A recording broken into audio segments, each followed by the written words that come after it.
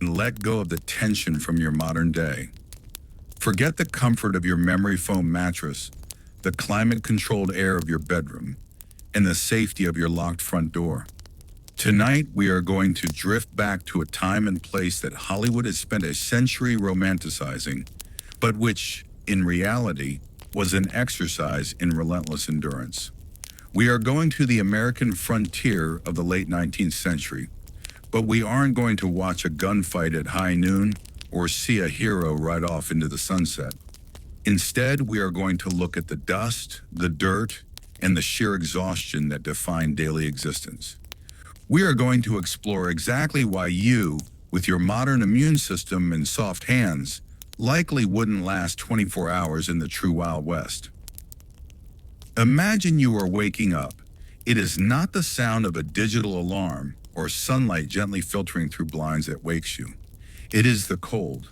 If it is winter, the temperature inside your log cabin or sod house is likely well below freezing.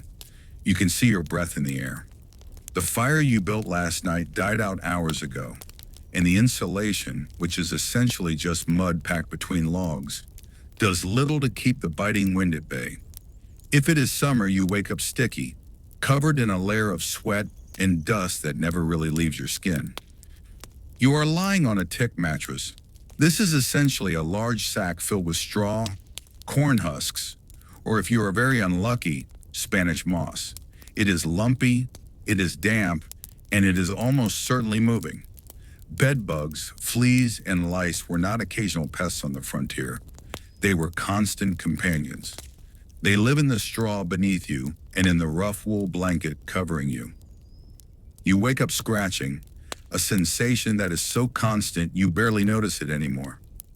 As you sit up, your body screams in protest. Every muscle is stiff and aching. In the modern world, physical soreness usually comes from a purposeful workout. Here, it is the result of chronic overexertion. You are likely suffering from rheumatism, regardless of your age, due to the constant dampness and the physical strain of your labor. You swing your legs out of bed and your feet hit the floor. It is dirt. Packed hard, perhaps, but still just dirt. It turns to mud when the roof leaks and creates a fine, choking dust when it is dry. Now begins the ordeal of getting dressed. You do not have a closet full of options. You have, in all likelihood, two sets of clothes. The ones you are wearing and the ones you wash, rarely. You pull on a shirt made of rough cotton or wool. It has been mended a dozen times. It does not smell like lavender detergent.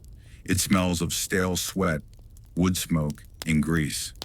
Underwear is a luxury of long johns, usually worn for weeks at a time without changing. As you button your shirt, you notice the grime under your fingernails. It is permanent.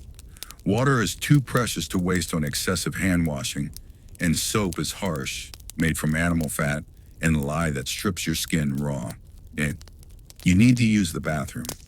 This means leaving the relative shelter of the cabin.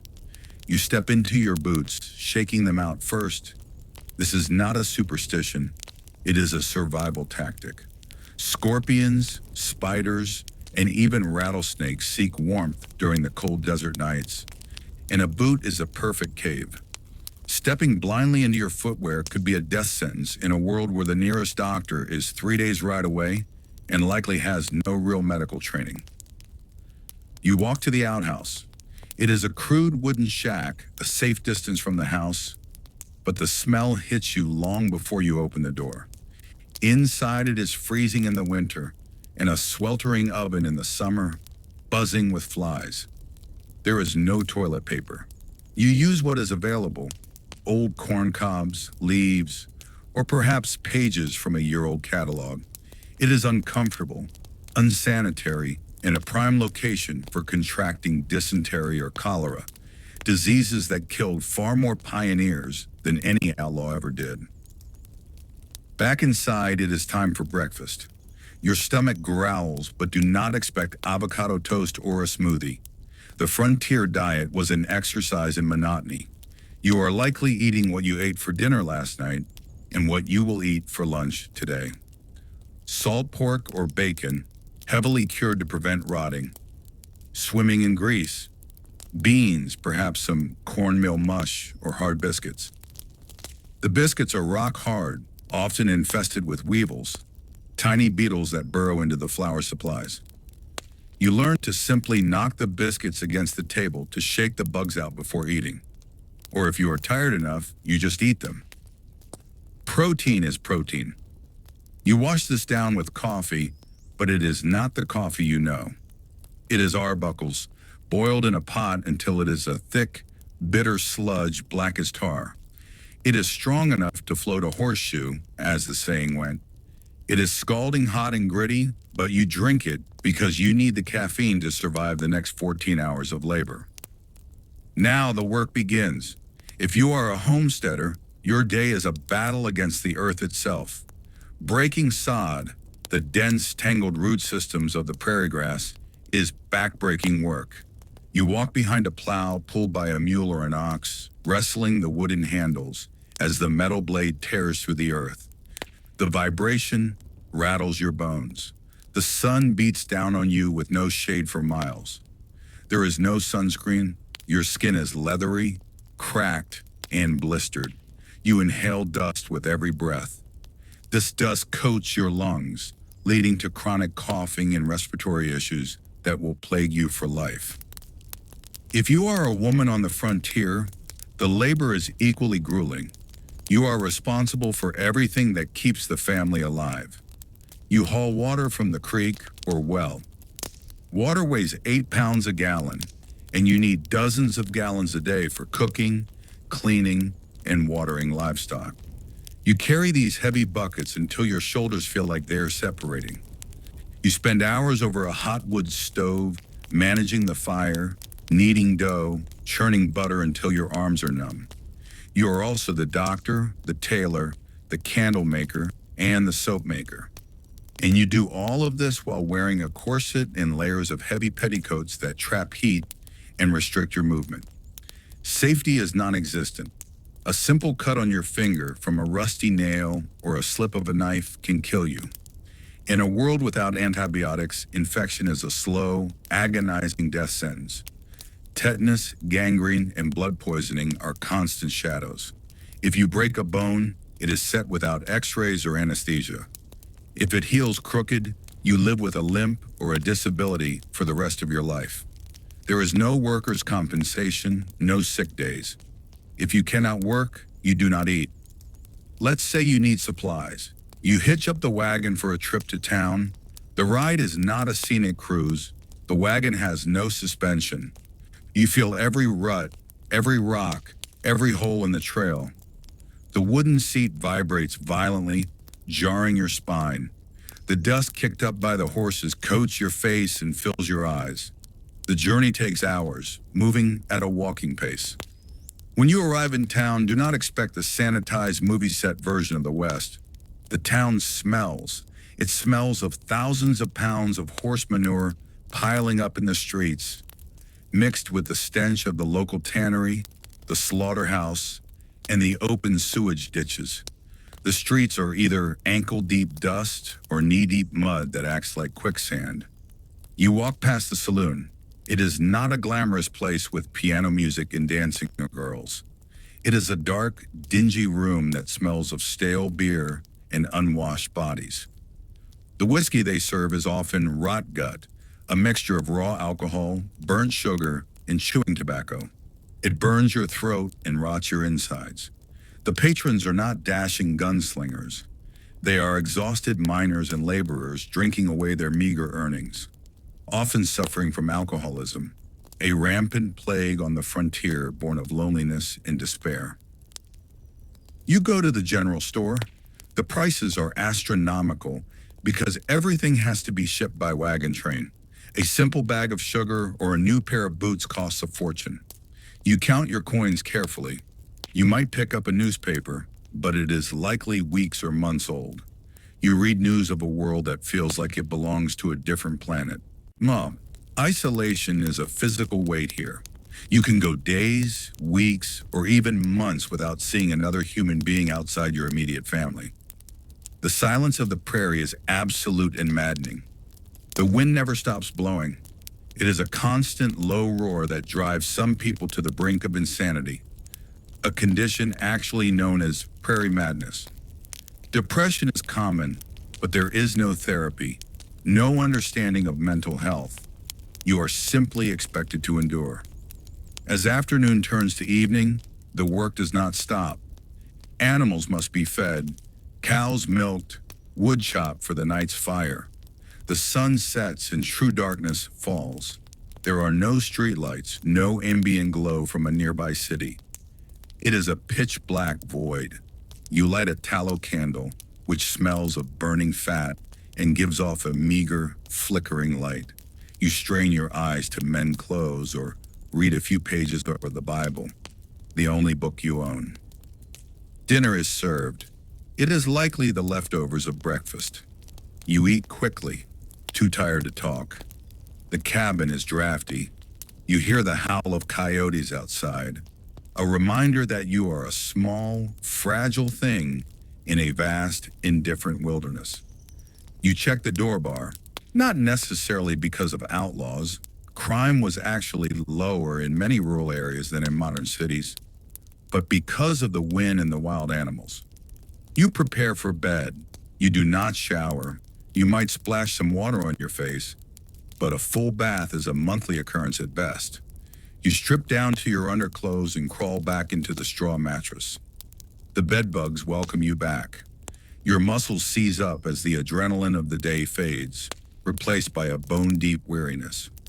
You lie there listening to the wind, wondering if the crops will survive the hail, if the cow will recover from its sickness, if the cough your child has is just a cold or the beginning of tuberculosis. And this is just one day. You have to do it again tomorrow, and the day after that, and the day after that. There is no weekend. There is no retirement. There is only the cycle of survival. Let's dig deeper into the specific threats that hover over you while you try to sleep. Let's talk about water. In the modern world, you turn a tap and crystal clear, safe water flows out. On the frontier, water is a gamble. If you are lucky, you have a well. But wells can be contaminated by runoff from the outhouse or the barn.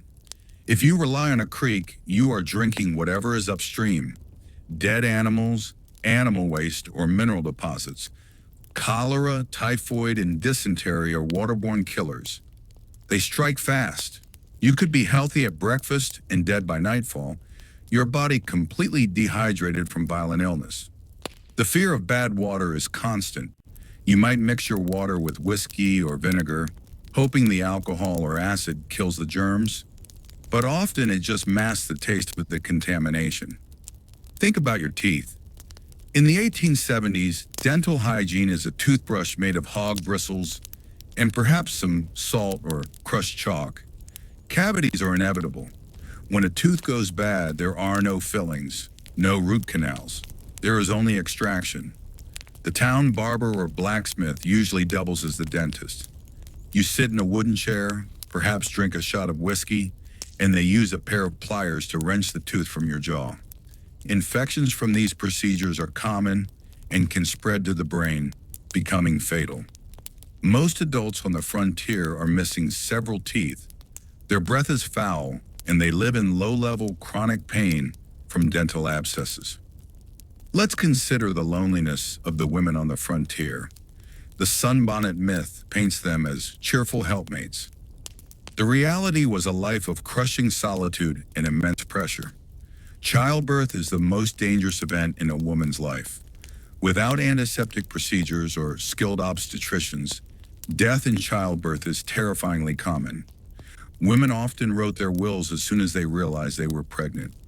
If the mother died, the father was left with an infant he could not feed, often leading to the breakup of families or the hasty remarriage to anyone willing to help. And what about the children? If you are a child in the Wild West, your childhood ends at age 5. By then, you are working. You are gathering eggs, hauling wood, minding younger siblings. School is a luxury.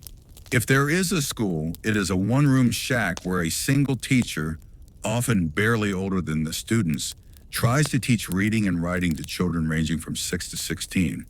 Supplies are scarce. You write on a slate because paper is too expensive. You attend only when the harvest doesn't need you. Literacy rates are low. Fun is a stick in a hoop or a rag doll. Danger is everywhere. Children are kicked by horses, fall into wells, get lost in the tall grass, or succumb to the dozens of childhood diseases for which there are no vaccines. Measles, mumps, whooping cough, scarlet fever. These are the serial killers of the frontier nursery. Now, imagine you are traveling across this landscape not to settle, but to move west. You are on the Oregon Trail. Hollywood shows wide-open vistas and adventure. Reality is walking. You do not ride in the wagon is for supplies. You walk alongside it, 2,000 miles, in cheap leather boots that have no arch support. Your feet bleed. You develop blisters on top of blisters. The dust on the trail is so thick it is like walking through talcum powder. It coats your throat and makes you gag. The smell of the trail is the smell of death. Thousands of animals, oxen, horses, mules, die along the way and are left to rot where they fall. Shallow graves line the path, often dug up by wolves. The stench is inescapable. You run out of firewood on the plains, so you burn buffalo chips, dried bison manure. You cook your food over a fire made of poop. The smoke gives everything a distinct earthy flavor that you eventually stop noticing. Let's return to the town life for a moment. Let's talk about the law. There is no CSI, no fingerprinting, no DNA. If a crime is committed, justice is often arbitrary. A sheriff might be a former outlaw himself. Vigilance committees, vigilantes, often take the law into their own hands. If you are accused of a crime, you might not get a trial. You might just get a rope. Lynchings are a grim reality, often driven by racism, prejudice, or simple misunderstandings. The legal system is slow, corrupt, and often non-existent in remote areas. You are responsible for your own defense, which contributes to the high tension and the prevalence of weapons, not for duels, but for sheer self-preservation against a chaotic world. But the greatest enemy isn't human, it's the weather. The Great Plains are a place of extremes. In the summer, plagues of grasshoppers can descend like a biblical cloud. They number in the billions. They eat the crops, the leaves off the trees, the clothes off the laundry line, and even the wool off the sheep's backs. They block out the sun. The sound of their chewing is a constant, terrifying crackle. When they leave, there is nothing left. Starvation follows. In the winter, the blizzards strike without warning. Blue northers drop the temperature by 40 degrees in minutes. If you are caught outside, you die. Farmers get lost walking from the barn to the house in the whiteout conditions, freezing to death yards from their own front door. They would tie ropes from the door to the barn just to find their way back. Inside the cabin, you huddle under buffalo robes, burning twisted hay to stay warm, as the wind howls like a banshee for days on end. You eat your dwindling supply of pickled vegetables and pray the snow melts before the food runs out. As you lie in the dark, simulating this experience in your mind, realize that the freedom of the Wild West was actually a prison of survival. You were a slave to the seasons, to the daylight, to the biological needs of your body and your livestock. There was no time for introspection, for hobbies, for finding yourself. You were a cog in a machine of subsistence. The silence of the night is deep now. The fire has burned down to embers. The cold is creeping back into the room. You pull the rough, scratchy wool blanket up to your chin. You can hear the scratching of a mouse in the corner. It is likely getting into your flour sack. You will have to sift the droppings out tomorrow. You close your heavy eyes, grateful for a few hours of oblivion before the sun rises and the brutal cycle begins again. You drift off, knowing that in this world, sleep is not a leisure activity. It is a biological imperative, a brief recharging of the battery before it is drained completely once more. And as you sleep, the frontier breathes around you, the vast, indifferent, beautiful, terrible landscape that cares nothing for your comfort or your survival. It is a world of hard edges and sharp consequences, a world where you are defined not by what you own, but by what you can endure. And you, soft traveler from the future, you can rest easy knowing you only have to visit this place in your imagination. You can wake up tomorrow to a hot shower, a soft towel, and a coffee that doesn't taste like mud. But for now, let the darkness of the 1870s wrap around you. And sleep, doth the sun has returned, forcing its way through the cracks in the rough-hewn logs of your cabin walls. It is not a gentle awakening. It is a demand. The rooster didn't crow to greet the day. He crowed to stake his territory against a coyote, a shrill, piercing sound that scrapes against your eardrums. You roll over, and the straw mattress rustles loudly, a dry, scratching sound that emphasizes the dryness in your throat. You are thirsty, but the water in the bucket has a film of dust on it from the night's wind. You drink it anyway. Today is Monday. In the unwritten but strictly followed calendar of the frontier, Monday is laundry day. If you think doing laundry is a chore in the modern world, tossing clothes into a machine and pressing a button, you are about to learn the definition of true labor. Laundry on the frontier is not a task, it is a full-day physical assault. It begins with the water. You need gallons of it. You walk to the creek or the well, back and forth, carrying heavy wooden buckets that dig into your hands and strain your shoulders. Your lower back begins to throb before the sun is even fully over the horizon. You pour the water into a large iron kettle suspended over a fire in the yard. You have to build that fire first, of course, gathering wood or buffalo chips. The smoke stings your eyes as you wait for the water to boil. Then comes the soap. You didn't buy this soap in a store wrapped in paper. You made it. Weeks ago, you saved the ashes from your fireplace, put them in a hopper, and poured water through them to leach out the lye. You then boiled that caustic liquid with animal fat, tallow rendered from cattle or hogs. The resulting substance is soft, brown, and smells faintly of rancid grease. It is harsh. It doesn't just clean clothes, it strips the skin off your hands. As you plunge your hands into the hot, soapy water to scrub your heavy woolen shirts and canvas trousers against a corrugated washboard, your knuckles turn red and raw. The lye stings every small cut and hangnail. By noon, your hands look like they belong to someone twice your age. You scrub until your arms shake. The dirt of the frontier is not like modern dirt. It is greasy, mixed with soot and sweat, and it clings to the fabric with a stubbornness that feels personal. You rinse the clothes in another tub of cold water, wringing them out by hand. The heavy wet wool is incredibly difficult to twist. Your wrists ache. Then you hang them on a line or drape them over bushes. In the winter, the clothes freeze into stiff, board-like shapes before they dry.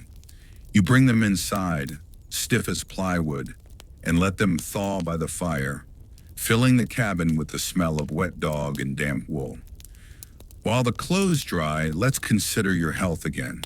You feel a dull ache in your jaw. It's been there for days. There are no antibiotics here, no ibuprofen. If an infection sets in, it travels fast. You might try a poultice, a warm, wet mass of herbs or bread applied to the cheek to draw out the poison. Or perhaps you visit the local doctor in the nearest settlement. He likely carries a medical kit that hasn't been washed in months. His solution for many ailments is purging, giving you substances to make you vomit or bleed, believing this balances the body's humors. You realize that the cure is often more terrifying than the disease. You decide to live with the toothache, learning to chew on the other side of your mouth. Just one more minor, constant pain to add to the collection. The afternoon stretches out, long and silent. You decide to write a letter to your family back east. You haven't seen them in 2 years. You sit at the rough table, dipping a steel-nibbed pen into a bottle of ink that is drying out. Paper is precious, so you write small. You cross-write, writing across the page horizontally, and then turning the paper 90 degrees to write vertically over the same lines to save space. It makes the letter look like a chaotic grid, a puzzle for the reader to decipher. You tell them you are doing well, which is a lie, or at least a stretching of the truth. You don't tell them about the loneliness that sits in your chest like a stone. You don't tell them that you buried your neighbor last week after a horse kicked him, or that the crops are withering from drought. You write about the weather. You write that you hope to visit someday, a vague promise that feels increasingly unlikely. You seal the letter with wax or a bit of flour paste. Now you have to get it to the post. That means waiting. The stagecoach comes through once a week maybe, if the weather holds, if the river isn't flooded, if the driver hasn't been robbed. You might give the letter to a passing traveler, trusting a stranger to drop it at the next post office 50 miles away. It might reach your mother in Pennsylvania in a month. It might never reach her. You place the letter on the mantelpiece and stare at it, a fragile paper link to a life you barely remember. Dinner time approaches. You need to preserve food because you killed a hog yesterday. Without refrigeration, the clock is ticking. You spend the evening salting meat. You rub coarse salt into the flesh, covering every inch. The salt draws out the moisture, turning the meat gray and tough, but keeping it edible. Your hands, already raw from the laundry lye, scream in protest as the salt works into your cracked skin. You hang the strips of meat in the smokehouse, a small, windowless shed filled with thick, choking smoke from a smoldering fire of hickory or corn cobs. You smell like smoke. You taste smoke. Your eyes water constantly. But this is survival. This ham will keep you alive in February when the snow is 5 feet deep. The sun begins to dip below the horizon, painting the sky in brilliant purples and oranges. It is a breathtaking sight, but you are too tired to admire it. You are calculating. How much oil is left in the lamp? How much wood is in the box? If you burn the lamp for an hour to read, that is oil you won't have next week. You decide to sit in the dark for a while. You sit on the porch or the stoop of your sod house. The silence returns. It is not the quiet of a library. It is the silence of an empty planet. A hawk screeches in the distance. The wind rustles the dry grass. You take out a knife and a piece of wood and begin to whittle. Not to make art, but just to keep your hands moving, to focus your mind on something other than the vastness surrounding you. You carve a small chain link or a spoon. The wood shavings curl into your lap. Orson, you think about the concept of fun. In the modern world, you would watch a movie, play a game, scroll through a phone. Here, fun is a rare commodity. Maybe, if you are lucky, there is a dance at the schoolhouse next month. A fiddler who knows 3 songs will play them on repeat for 4 hours. You will dance until you are sweating, swinging around the room with neighbors you barely know, desperate for human touch and connection. But that is weeks away. Tonight, your entertainment is watching the stars appear one by one. You know their names because they are your clock and your compass. Your stomach rumbles. The salted pork and beans sit heavy in your gut. Digestion is a slow, noisy process on the frontier. You head back inside and bolt the door. The latch is heavy iron. You check the window shutters. You are not locking out people so much as you are locking out the elements. The wind is picking up again, finding the gaps in the chinking between the logs. You stuff a rag into a crack to stop the draft. You strip off your outer clothes. The air inside the cabin is cooling rapidly. You retain your long underwear, which has now absorbed the sweat of the laundry and the smoke of the meat curing. It is a second skin you cannot shed. You crawl back into the bed. The straw pokes you. The bed bugs are waiting. As you lie there waiting for sleep, you listen to the house settle. The wood groans as it cools. The wind whistles down the chimney. You think about tomorrow. Tomorrow is not laundry day. Tomorrow is gardening day. weeding the rows of corn and potatoes under the baking sun, bending over until your spine feels fused. Or perhaps tomorrow is the day you have to repair the roof, dragging heavy sod squares up a ladder. There is always something. The list of tasks is infinite. Your energy is finite. Your breathing slows. You are exhausted in a way that modern people rarely experience, a cellular exhaustion. You drift into a light, wary sleep. You are half listening for the sound of a wolf near the livestock pen, half listening for the sound of rain that might save the crops. You are a guardian of your own fragile existence. The darkness is total. The timeline of history moves forward, dragging you with it, one grueling, boring, survival-focused day at a time. Sleep now. The work will be there when the sun returns. The rooster crows again. It is a new day, indistinguishable from the last one to the indifferent sun rising over the prairie.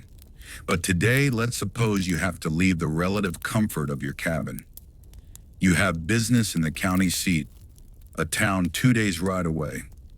You cannot afford a horse of your own, or perhaps yours has gone lame from stepping in a prairie dog hole, a common and frustrating injury. So you have bought a ticket for the stagecoach. If you have watched Western movies, you imagine the stagecoach as a thrilling, high-speed chase across the desert. In reality, a stagecoach journey is an endurance test of boredom and physical discomfort that would make a modern long-haul flight in economy class feel like a spa day. You wait by the side of the rutted dirt track. The coach approaches in a cloud of dust that you can see for miles. It is a Concord coach, a heavy wooden box suspended on thick leather straps called thoroughbraces rather than metal springs. This design was meant to absorb shock, but in practice, it causes the coach to swing and rock violently back and forth, side to side, like a boat in a storm. This motion, combined with the heat, creates a unique form of land seasickness that plagues almost every traveler. You climb inside. The interior is smaller than you expected. There are 3 bench seats upholstered in leather that is cracked and slippery. You are crammed in with maybe 6 or 8 other passengers. There is no legroom. You are sitting knee to knee with a stranger who likely hasn't bathed in a month. You are forced to interlock your legs with theirs just to fit, like the coach lurches forward. The dust immediately billows up through the floorboards and in through the open windows. If you close the leather curtains to stop the dust, the heat inside becomes suffocating. If you leave them open, you choke. You choose to choke. The dust coats your teeth, your eyelashes, and the inside of your nose. Within an hour, everyone in the coach looks like a gray ghost, covered in a uniform layer of grime. The journey is agonizingly slow. The coach averages maybe 5 miles per hour. You stare out the window at a landscape that changes so slowly it seems frozen in time. Mile after mile of sagebrush or flat grass or rocky scrub. There is nothing to read. Conversation dies out quickly because shouting over the roar of the wheels and the creaking of the leather straps is too exhausting. You simply sit there, sweating, rocking, and trying not to vomit. Every 10 or 12 miles, the coach stops at a swing station to change horses. You are allowed to stretch your legs for 10 minutes. You step out into the blinding sun. The station is usually a dugout or a sod shack inhabited by a station master who lives a life of utter isolation. You drink some tepid water from a ladle, use a primitive outhouse, and get back in the box. Around noon, you stop at a home station for a meal.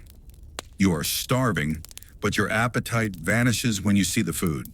The standard fare at a stagecoach stop is legendary for its awfulness. You are served saleratus biscuits, bread made with baking soda that leaves a yellow, soapy taste in your mouth. There is salt pork that is mostly fat, swimming in grease. There might be dried apples that have been reconstituted with water, looking like brown leather. And of course the coffee, sludge that could strip paint off a barn. You eat it because you have to. The flies are everywhere, buzzing around the food, landing on your fork as you lift it to your mouth. You wave them away lazily. Back in the coach, the afternoon drags on. The passenger next to you falls asleep, their head lolling onto your shoulder. They smell of tobacco and stale sweat. You try to shift your position, but there is nowhere to go. Your lower back is screaming. Your legs are cramping. You drift into a semi-conscious state, a haze of heat and motion. You are not worried about bandits. Despite the stories, stagecoach robberies are rare. You are worried about the wheel breaking. You are worried about the horses spooking at a rattlesnake. You are worried about the bridge ahead, a few logs thrown across a ravine that looks like it might collapse under the weight of the coach. Finally, as dusk falls, you arrive at your destination. You unfold your stiff limbs and step down. You are covered in dust, shaken to your core, and dehydrated. You find a boarding house. It is a step up from a barn, but barely. The walls are paper thin. You can hear the man in the next room snoring, and the couple down the hall arguing about money. You collapse onto a bed that smells of mildew. You have traveled 50 miles, and it felt like a lifetime. But let's return to your homestead, where the work never travels away. Let's talk about the specific, tedious maintenance required just to have light. Candle making. It sounds quaint. It is not. It is dip day, and it is a test of patience. You do not have glorious beeswax. That is for the wealthy. You have tallow, rendered beef or sheep fat. It smells like a butcher shop. You have melted a large cauldron of it over the fire. You have strung cotton wicks onto a stick. You lower the wicks into the hot fat, then lift them out. A thin layer of grease coats the string. You hang it up to cool and harden. Then you dip it again, and again, and again. To make a standard candle, you might have to dip the wick 40 or 50 times. You are making dozens of candles to last the winter. You stand there for hours, dipping, lifting, waiting, dipping, lifting, waiting. Your back aches from bending over the kettle. The smell of hot fat permeates your hair and clothes. If the fat is too hot, it melts the previous layer. If it is too cool, it goes on lumpy. It is a process that requires just enough attention to be boring, but not enough to be interesting. It is the definition of drudgery. And then there are the animals. The romantic image of the cowboy bonding with his horse is replaced by the reality of the farmer dealing with livestock. Cows are large, stubborn, and dangerous. It is milking time. You sit on a three-legged stool in the muck of the barn. The cow does not want to be milked. She shifts her weight, threatening to crush your foot with a hoof that weighs hundreds of pounds. She swishes her tail, which is caked with mud and manure, and it slaps you across the face. You cannot get angry. You just have to wipe your face and keep squeezing. The milk pings into the metal bucket. It is raw, warm, and needs to be strained through a cheesecloth to remove the hairs and dirt specks before you can use it. You finish the milking and head back to the cabin. The sun is gone. The wind is howling again, rattling the doorframe. You are tired. Not the tired of a good workout, but the deep, marrow-sucking exhaustion of malnutrition and overwork. You sit by the fire to mend a harness or darn a sock. The light is dim. You have to squint. Your eyes burn.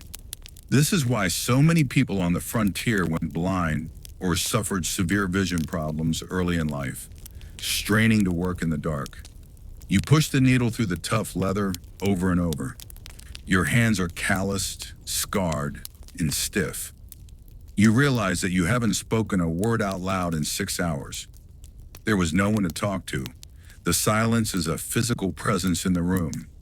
You hum a tune just to hear something other than the wind, but your voice sounds thin and weak in the empty cabin. It is time to sleep again. You bank the fire, covering the coals with ash so they will smolder until morning. If the fire goes out, Relighting it with flint and steel is a 20-minute ordeal of frustration you do not want to face in the freezing dawn. You check the food stores. The flour barrel is getting low. You will have to ration the biscuits next week. That is a worry for tomorrow. You crawl into the bed. The straw rustles. The darkness presses in against your eyelids. You feel the weight of the immense empty landscape outside your thin walls. Miles and miles of nothing. No hospitals, no police, no supermarkets, no help. Just you, the dirt, the wind, and the sunrise that will demand everything from you all over again. Your breathing evens out. The monotony of the frontier is a heavy blanket. It is boring. It is hard. It is relentless. And it is time to rest. Sleep. Sleep before the rooster crows. Sleep. The sun rises. It is a pale, watery yellow today, filtering through a sky hazy with dust. You wake before your eyes are ready to open. The routine is etched into your bones. The rooster didn't crow this morning. Perhaps it was too cold, or perhaps a fox got him in the night. You will have to check later. That is a problem for later. Right now, the problem is the fire. The embers have died down more than you hoped. The cabin is frigid. You shivering in your long underwear, kneeling on the hard-packed dirt floor. You blow gently on the gray ash, hoping for a glow. The ash puffs up into your face, coating your lips with grit. You cough, a dry, hacking sound that echoes in the small room. Finally, a tiny orange spark. You feed it dry grass, then twigs, then a precious log. The warmth is slow to return. You hold your hands over the weak flame, looking at the cracks in your skin. They are deep, dark lines mapped out by dry air and hard labor. Today is not a day for traveling or washing. Today is a day for mending, specifically fencing. If you are a homesteader, your land is defined by your fence. If you have cattle, the fence keeps them in. If you have crops, the fence keeps the cattle out. You pick up your tools, a heavy iron crowbar, a pair of rusty wire cutters, and a bag of staples. You walk. Walking the fence line is a task of miles. You walk slowly, your eyes scanning the wooden posts and the rusted barbed wire. The wire is a vicious invention. It catches on your clothes, tearing the fabric you so carefully mended last night. It slices your gloves. It snaps back with a tension that can take out an eye if you aren't careful. You find a post that has rotted at the base. Termites or moisture have turned the wood to sponge. It leans drunkenly. You have to replace it. This means digging. The ground on the frontier is not soft garden soil. It is hard pan clay, baked by the sun into something resembling concrete. You slam the heavy iron bar down into the earth to break the surface. Clang. The vibration travels up your arms and rattles your teeth. You pry up a clump of dirt. You slam the bar down again. Clang.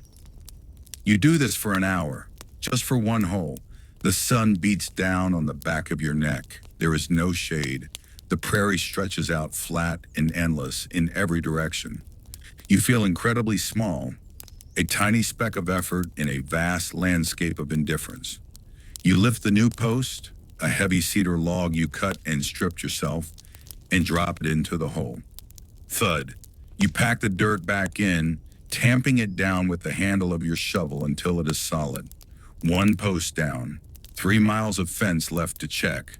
You walk on. The silence is broken only by the wind whistling through the barbs of the wire. It makes a humming sound, a lonely, mournful note that never stops. By midday, you are miles from the cabin.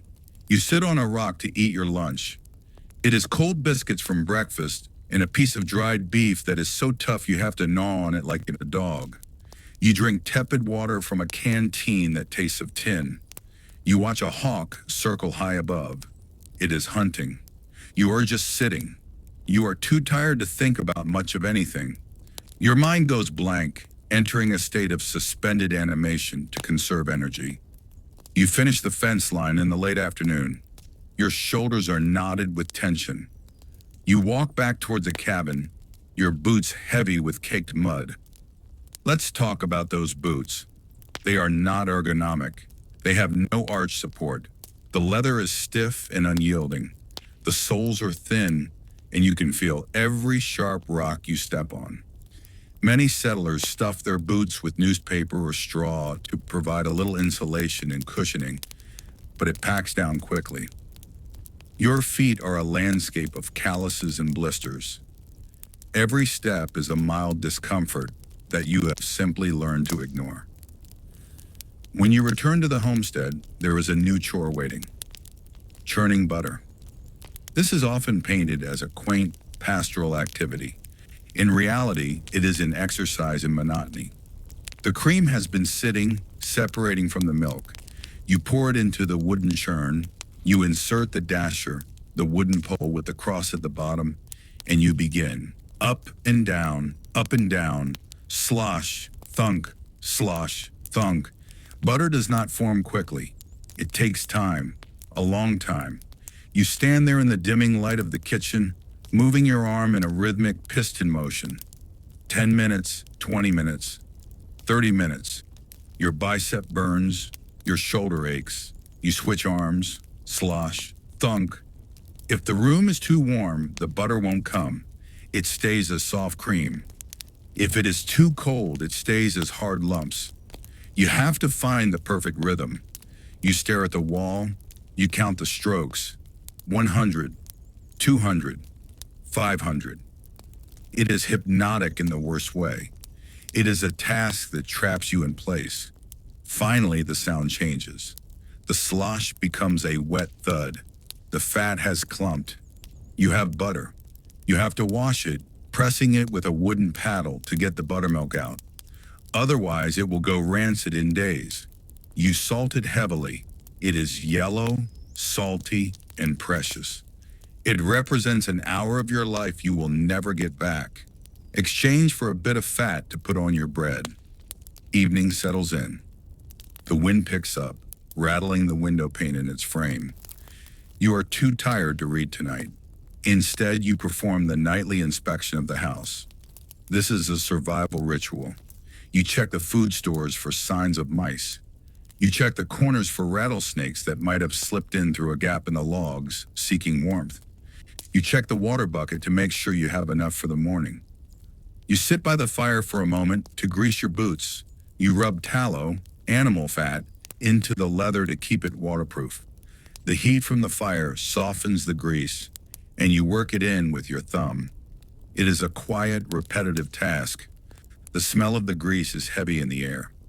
You realize you are humming again. It is the only music you have. You haven't heard an instrument played in 6 months. The last time was a traveler with a harmonica who passed through.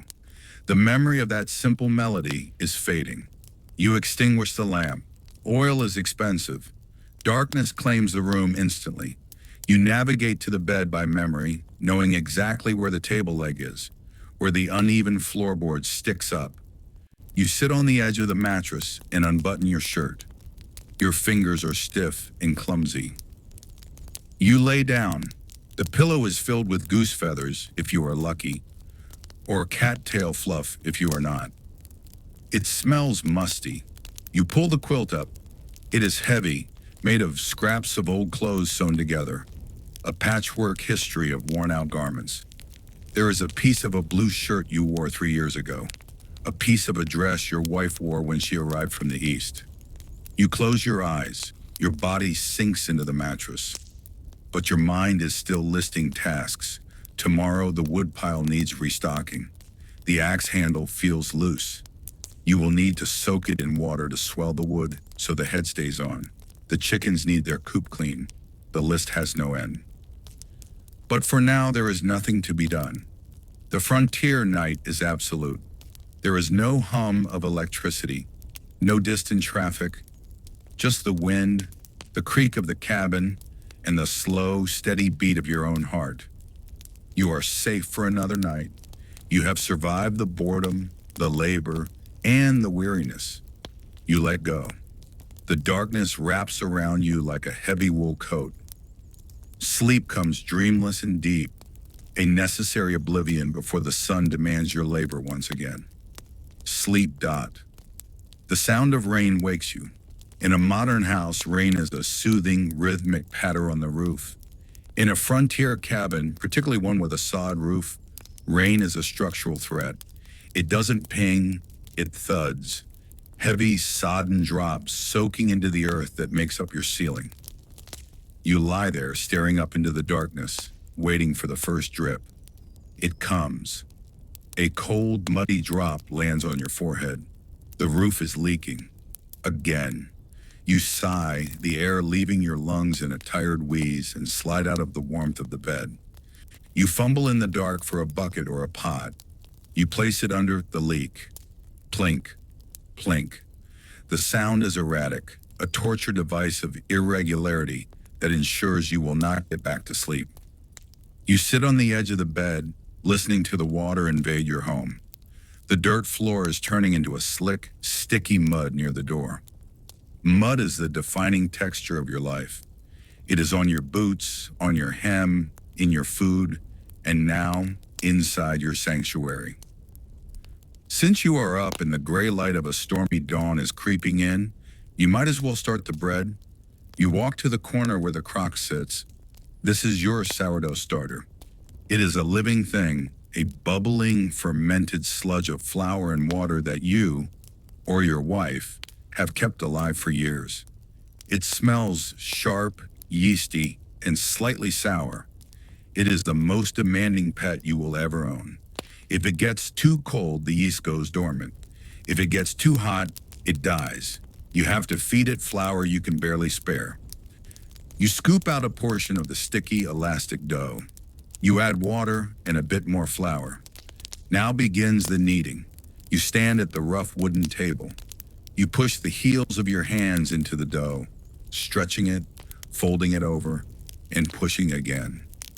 Push, fold, turn, push, fold, turn. You do this for 15 minutes. Your triceps burn.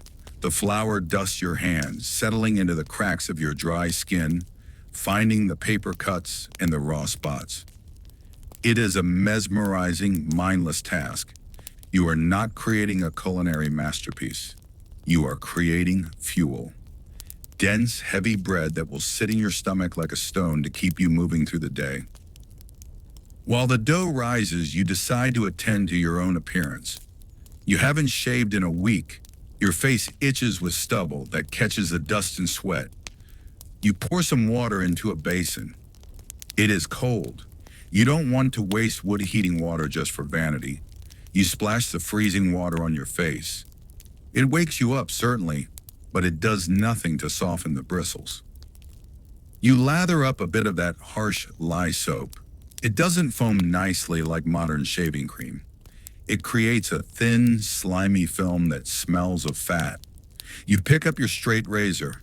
It is a terrifying instrument, a piece of exposed steel that requires a steady hand. But your hands are shaking slightly from the cold and the fatigue of kneading. You scrape the blade down your cheek. The sound is like sandpaper on wood. The blade tugs and pulls. It is not sharp enough. You need to strap it on a leather belt, but you are in a rush. You nick your chin. A bloom of bright red blood appears, mixing with the gray soap lather. You press a rag to it. The styptic pencil, a stick of alum used to stop bleeding, stings like a hornet sting. You finish shaving. Your face feels raw and windburned, stripped of its natural oils. You look in the small, cracked mirror hanging on the wall. The face staring back is gaunt, the eyes shadowed. You look older than you are. Everyone here looks older than they are. The rain has turned to a drizzle, so you head out to the barn. The animals are restless. The dampness makes the cows grumpy, and the horses prone to biting. The smell of wet animal fur and manure in the enclosed space is overpowering. You pitch fresh hay into the stalls. The hay is dusty, triggering a sneezing fit. You shovel the manure out the back door, creating a steaming pile in the rain. It is heavy, wet, shoveling work. Your boots squelch in the muck. By mid-morning, a sound breaks the monotony of the wind. The creak of wagon wheels, not a stagecoach, but a peddler. This is a significant event. A peddler might come by only twice a year. You wipe your muddy hands on your trousers and walk out to meet the wagon. It is a rickety contraption, its sides hung with pots, pans, and tools that clank together with every bump. The peddler is a man who looks as weathered as his wagon, his face hidden behind a bushy beard. He stops the horses. You don't rush to greet him with a smile. You approach cautiously. You are about to engage in the serious business of commerce. You have no paper money. You have trade goods. You have eggs. Perhaps some butter you churned yesterday. Maybe a few wolf pelts if you've been trapping. You look at his wares. He has needles. You need needles desperately. The last one broke 3 weeks ago. He has tin cups. He has a bolt of calico fabric that looks startlingly bright against the gray landscape. He has patent medicines, bottles of miracle cure that are mostly alcohol and opium. You haggle. It is a slow, dry conversation. How much for the needles? You ask. 2 dozen eggs, he says. That's robbery, you reply, though your voice lacks heat. 1 dozen. He spits tobacco juice into the mud. 18 eggs. 15. Done. You exchange the goods. You also buy a small sack of coffee beans, handing over a precious silver dollar you had buried in a jar under the floorboards. The transaction takes an hour. There is no small talk about politics or philosophy. You talk about the mud, the price of wheat, and the condition of the road south. When he leaves, the silence rushes back in to fill the space the wagon left. You hold the packet of needles in your hand. They are small steel slivers of civilization. They represent the ability to fix your shirt, which means you won't freeze as much next winter. It is a small victory, but victory nonetheless. The rest of the afternoon is spent indoors as the rain has picked up again. You are darning socks. You sit by the window to catch the fading light. You stretch the wool sock over a wooden darning egg, or a smooth stone if you don't have one. The heel is completely worn through. You weave the needle back and forth, creating a new fabric out of thread to fill the hole. It is precision work that requires good eyesight and infinite patience. Over, under, over, under. Your eyes water from the strain. If you miss a stitch, the hole will unravel again in a day. You are not just fixing a sock, you are preventing blisters. Blisters lead to infection. Infection leads to death. Therefore, darning this sock is a life or death activity. Dinner is a stew made from the rabbit you shot 2 days ago. It has been boiling for hours to soften the tough, stringy meat. You add some of the potatoes you grew. They are small and knobbly, not the giant russets of the future. You dip your dense sourdough bread into the broth. It fills the hole in your stomach, but it doesn't bring joy. It is fuel. After dinner, you have a few hours before sleep claims to you. You decide to read. You own 3 books: the Bible, a copy of Pilgrim's Progress, and an outdated farmer's almanac. You have read them all, dozens of times. You pick up the almanac. You read the tables of moon phases for a year that has already passed. You read the advice on planting corn, mouthing the words silently to yourself. It is not about the information. It is about the act of focusing your mind on something ordered and logical in a chaotic world. While the words begin to swim on the page, the oil lamp is flickering, casting long, dancing shadows that make the cabin feel smaller, like a cage. You close the book. The leather cover is soft from years of handling. You extinguish the lamp. The smell of the extinguished wick, acrid smoke, hangs in the air for a moment. You strip down to your long johns again. You crawl into bed. The dampness from the leaking roof has made the air clammy. The blankets feel heavy and slightly moist. You listen to the rain. It has softened to a steady drumming. You think about the mud outside. Tomorrow the wagon wheels will sink to the hubs. Travel will be impossible. You are trapped here. But being trapped means you don't have to go anywhere. It means you can just work. You close your eyes. Your body is a map of aches. The cut on your chin from shaving throbs. Your shoulder aches from the churning. Your back aches from the shoveling. Your eyes ache from the darning. You are a machine of meat and bone, wearing down slowly, gear by gear. But you are warm, you are fed, you have needles. You have survived another day in the vast, indifferent emptiness. The rhythm of your breathing matches the rhythm of the rain. Slow, steady, enduring. The darkness takes you. Sleep, sleep, sleep. The rain has stopped, but the mud remains. It has dried into a crusty, treacherous surface that grabs at your boots with every step. But today, the routine shifts. Today is Sunday. In the modern world, Sunday might mean sleeping in, a long brunch, or watching sports. On the frontier, Sunday means the Lord's Day, which translates to a different kind of endurance test, the test of stillness and discomfort. You do not wake up later. The animals still need to be fed. The cow still needs to be milked. Biology does not respect the Sabbath. You perform these chores quickly in the gray pre-dawn light. Because today requires a transformation, you must become respectable. This involves the Sunday best. For a man, this is a suit of heavy, scratchy wool, likely black, that absorbs the heat of the sun and traps it against your body. The collar of your shirt is starched so stiffly, it feels like a knife blade sawing against your neck.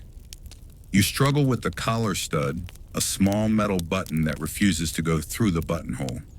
Your fingers are clumsy from yesterday's labor. You curse silently and repent because it is Sunday. You pull on your boots, not the work boots, but the good boots. They are tight, they pinch your toes. You have not worn them in a week, and your feet have swollen from the labor. You stomp your feet to force them in.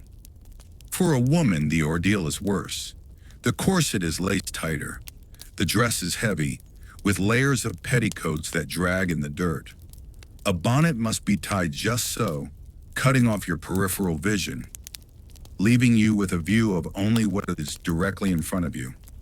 You climb into the wagon. The wagon, unlike a car, has no shock absorbers. You sit on a wooden plank seat.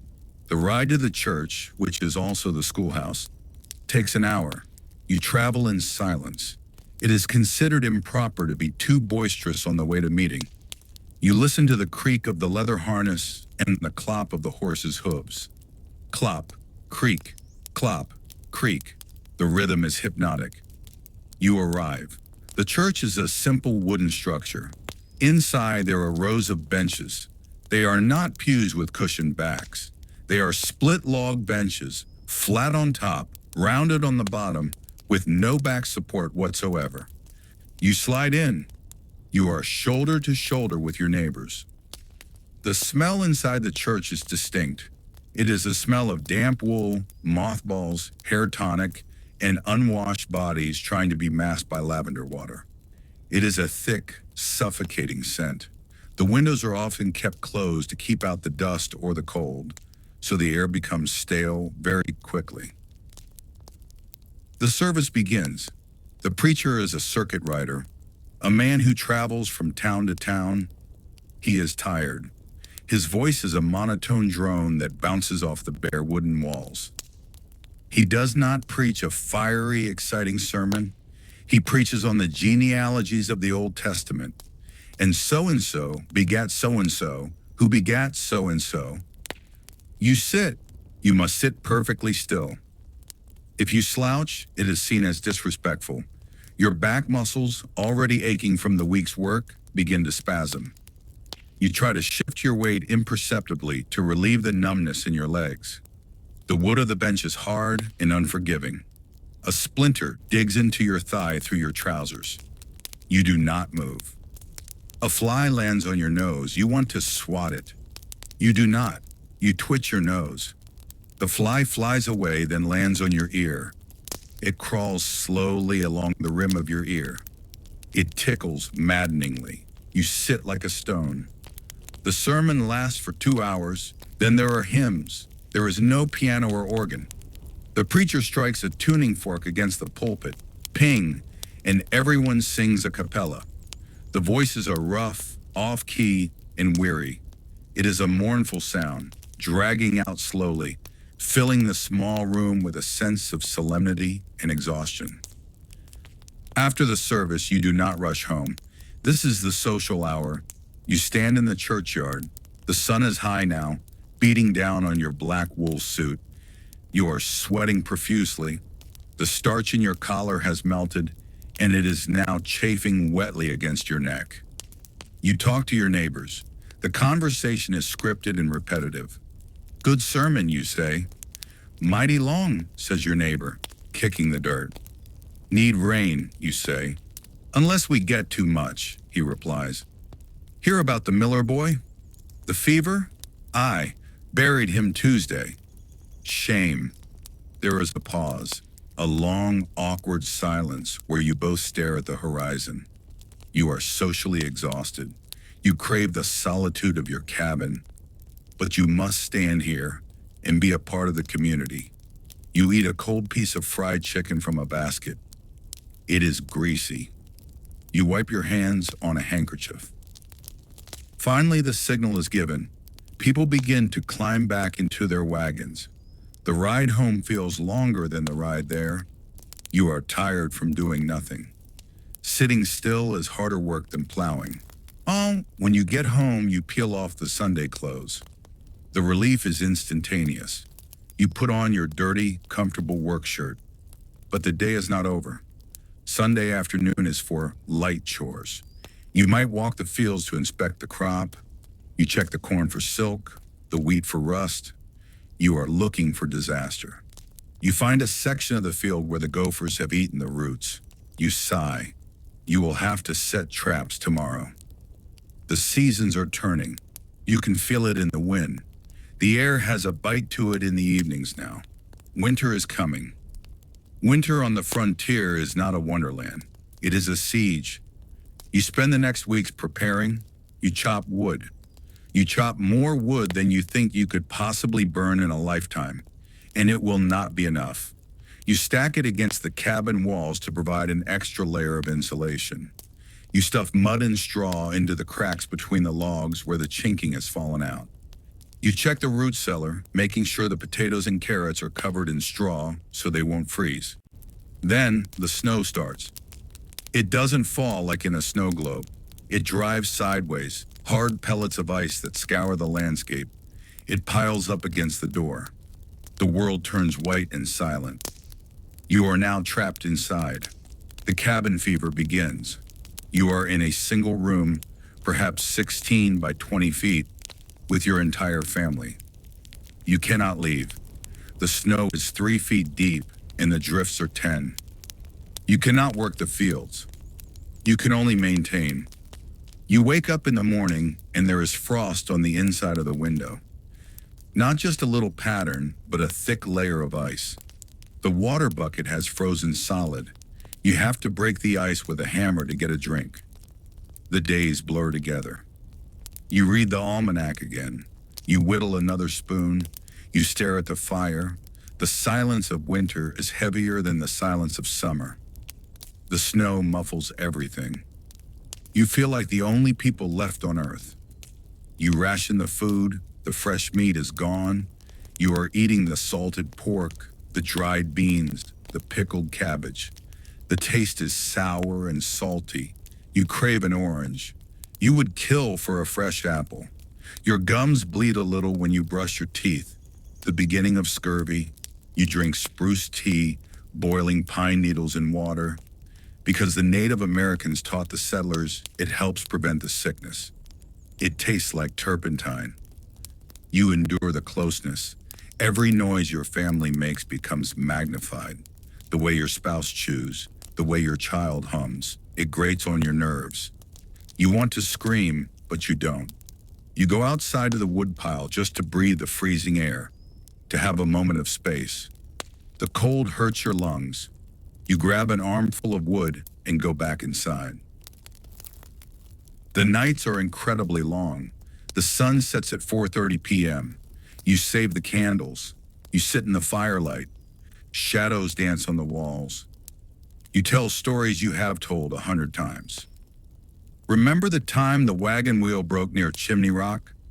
Yes, Pa, you told us. Well, it was a hot day. You listen to the wind howl around the corners of the cabin. It sounds like a living thing trying to get in. You wonder if the roof will hold the weight of the snow. You wonder if the livestock in the barn are freezing. You dug a tunnel through the snow to the barn to feed them.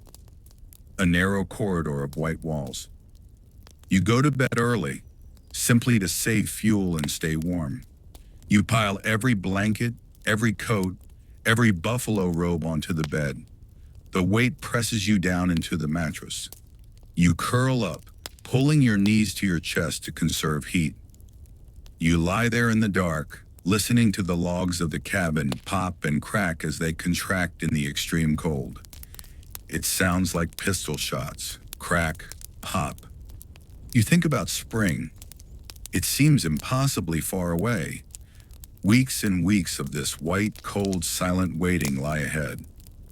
But you are warm enough for now. You have wood, you have beans, you have endurance.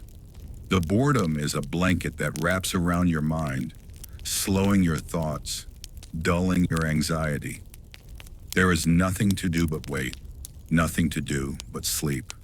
The wind sings a low, mournful lullaby. The fire hisses, the world stops.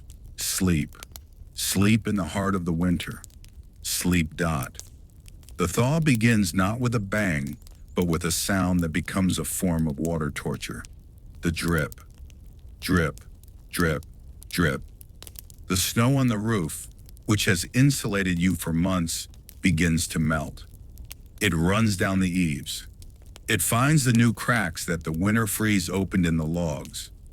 It creates puddles in front of the door. The world outside transforms from a clean, white sheet into a landscape of gray slush. This is mud season. It is the unspoken fifth season of the frontier, and it is arguably the most miserable. The ground, frozen hard as iron for months, softens, but it doesn't drain. The top layer turns to soup, while the layer underneath remains frozen. If you step outside, you sink to your ankles in freezing sludge. If a horse steps outside, it sinks to its knees. There is no travel. There is no visiting neighbors.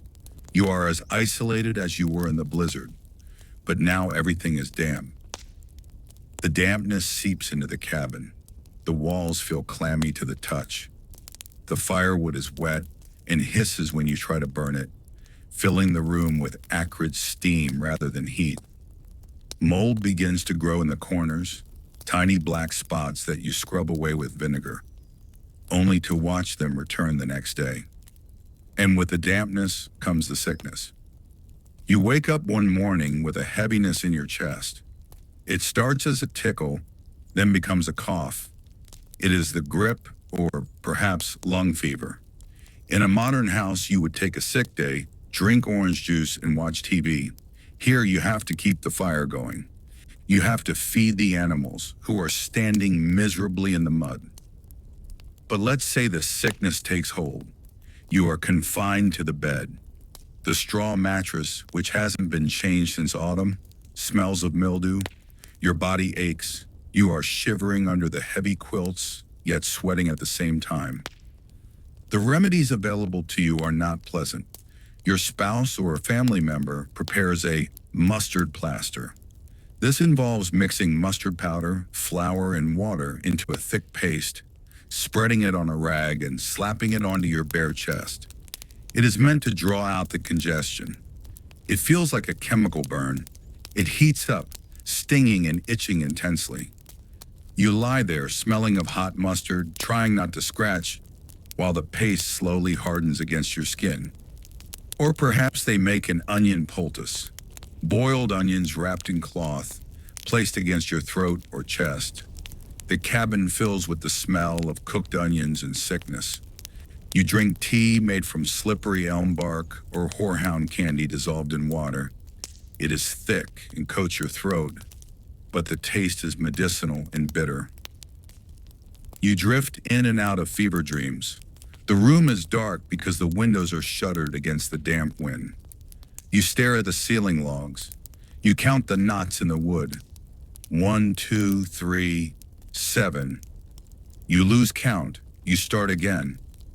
1, 2, 3. Eventually the fever breaks. You are weak. Your legs feel like water when you stand. But there is no time for recovery. The sun has come out. The mud is drying. It is time for spring cleaning. This is not a light dusting. This is a decontamination. You drag the heavy furniture out onto the grass. You take the straw ticks, the mattresses, and empty the old pulverized straw into the fire. It burns with a whoosh, sending sparks into the sky. You have to wash the ticking fabric in boiling water to kill the bed bugs that survive the winter. Then you have to refill the mattresses. You cut fresh prairie grass or use dried corn husks. The corn husks are clean, but they are loud. Every time you roll over in bed for the next month, it will sound like you are crushing a bag of potato chips. Crinkle, crunch, crinkle. It will take weeks for them to mash down into silence. You whitewash the walls. You mix lime and water in a bucket. The mixture bubbles and gives off heat. It is caustic. You take a wide brush and slap the white liquid onto the dark logs of the cabin interior. It brightens the room, yes, but the smell of wet lime is overpowering. It stings your eyes. It dries your throat. You are sanitizing your wooden cave, inch by inch. And then the insects return. First, the flies. They wake up from the cracks in the walls where they hibernated. They are slow and groggy at first, buzzing lazily against the window pane. Psst, thump, psst, thump. But soon they are everywhere. They land on your food. They land on your face while you sleep. Then the mosquitoes, the gallinippers, as some settlers called them. Without window screens, your cabin is an open buffet. You lie in bed at night and you hear the high-pitched whine near your ear. Eee, you slap your ear. Silence. You drift off. Eee, it is back. To combat them, you build a smudge fire. You take a metal pot, fill it with damp grass or rotten wood, and light it. It doesn't flame, it smokes. You place this pot inside the cabin. The room fills with a thick, gray haze. It chokes the mosquitoes, yes, but it also chokes you. You go to sleep coughing, your eyes watering, preferring the smoke inhalation to the bloodletting. The ground finally dries enough to plow. The planting begins. This is a gamble. You are taking the seeds you saved, seeds that represent your food for next year, and burying them in the dirt. You walk behind the plow again. The smell of turned earth is rich and heavy. You drop the corn seeds, one for the blackbird, one for the crow, one for the cutworm, and one to grow. You are painfully aware that 3/4 of your work might be stolen by nature. You look at the sky constantly. Is it too dry? Is it too wet? Is that a hail cloud forming? You plant potatoes. You cut the eyes off the old potatoes and bury them. It is tedious work, bending over, digging a hole, dropping the potato, covering it.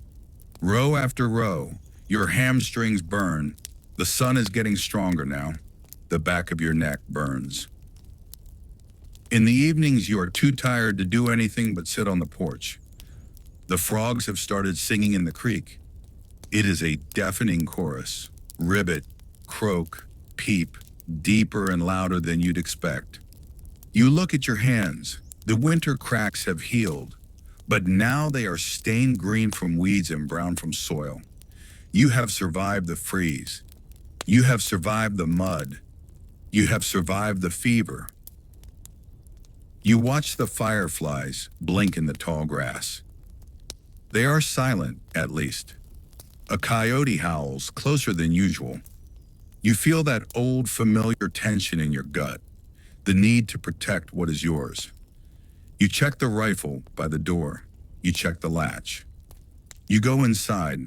The cornhusk mattress crunches loudly as you lie down. The smell of the smudge pot lingers in the air. You close your eyes. The cycle has restarted. The work is waiting. The boredom is waiting. The endurance continues. Sleep. Let the sound of the frogs carry you away. Sleep. Summer arrives not as a season, but as a physical weight. The gentle warmth of spring evaporates, replaced by a relentless, crushing heat that settles over the plains and refuses to lift. You wake up before dawn, not because you are rested, but because it is the only time of day that is remotely bearable. The air inside the cabin is stagnant, heavy with the smell of old wood, sweat, and trapped heat. The sun rises and it is angry. By 8 a.m., the temperature is already climbing past 80 degrees. By noon, it will be near 100. There is no air conditioning. There is no electric fan. There is only the stillness. You step outside and the heat hits you like a physical blow, sucking the moisture right out of your skin. The landscape has changed. The lush green of the spring rains has scorched into a brittle, golden brown. The dirt is dusty and powdery. When you walk, puffs of fine grit rise up and coat your boots, your trousers, and your sweaty shins. The creek is receding. The water level drops day by day, leaving behind muddy banks that smell of rot and decay. You have to walk further to get water, or dig the well deeper. The water you do bring up is lukewarm. It tastes of iron and minerals. You drink it from a tin dipper, but it doesn't really quench your thirst. It just wets your dusty throat. Today is haying day. This is the most grueling marathon of the summer. You need to cut the wild prairie grass to store for the livestock to eat during the winter. You do not have a tractor, you have a scythe. A scythe is a long, curved blade attached to a wooden handle. It is heavy. To use it, you must twist your torso, swinging the blade parallel to the ground in a wide arc. Swish, the grass falls. You step forward. Swish, you step forward. Swish. It is a hypnotic, back-breaking rhythm. You are a human pendulum. The sun beats down on your straw hat. Sweat pours into your eyes, stinging like salt. The grass is filled with pollen and dust. It sticks to your wet skin, creating a layer of itchy grime that feels like sandpaper. You swing the scythe 1,000 times, then 1,000 more. Your obliques ache, your shoulders burn. Blisters form on your hands, burst, and form again. The grasshoppers jump up as you walk, hitting your legs with dry, clicking sounds. The sound of the scythe slicing through the dry stems is the only sound in the world. Swish, step, swish, step. You stop for lunch. You sit in the sliver of shade provided by the wagon. You eat cold cornbread and drink tepid water. You are too hot to be hungry. You just stare at the shimmering waves of heat rising off the ground. The horizon looks liquid. You check the sun. It is only noon. You have 6 more hours of this. You get back up. Swish, step. By the time you return to the cabin, you are too exhausted to speak. But the work isn't done. Now begins the battle for food preservation. The garden is producing. This is a blessing and a curse. The beans, the cucumbers, the tomatoes, they are all ripening at once. They will rot if you don't save them. This means canning. If you thought the cabin was hot before, imagine lighting a wood fire in the stove in the middle of July. You have to boil water. Gallons of it. The kitchen becomes a sauna. The temperature inside climbs to 110 degrees. Sweat drips off your nose and sizzles on the cast iron stove.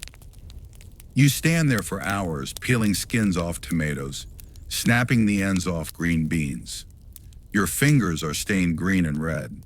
The steam fills the room, making it hard to breathe.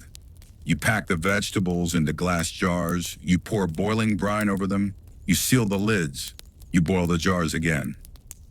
The air is thick with the smell of vinegar and boiling vegetables. It is a suffocating, sour smell. You feel dizzy from the heat, but you cannot stop. If you stop, the food spoils.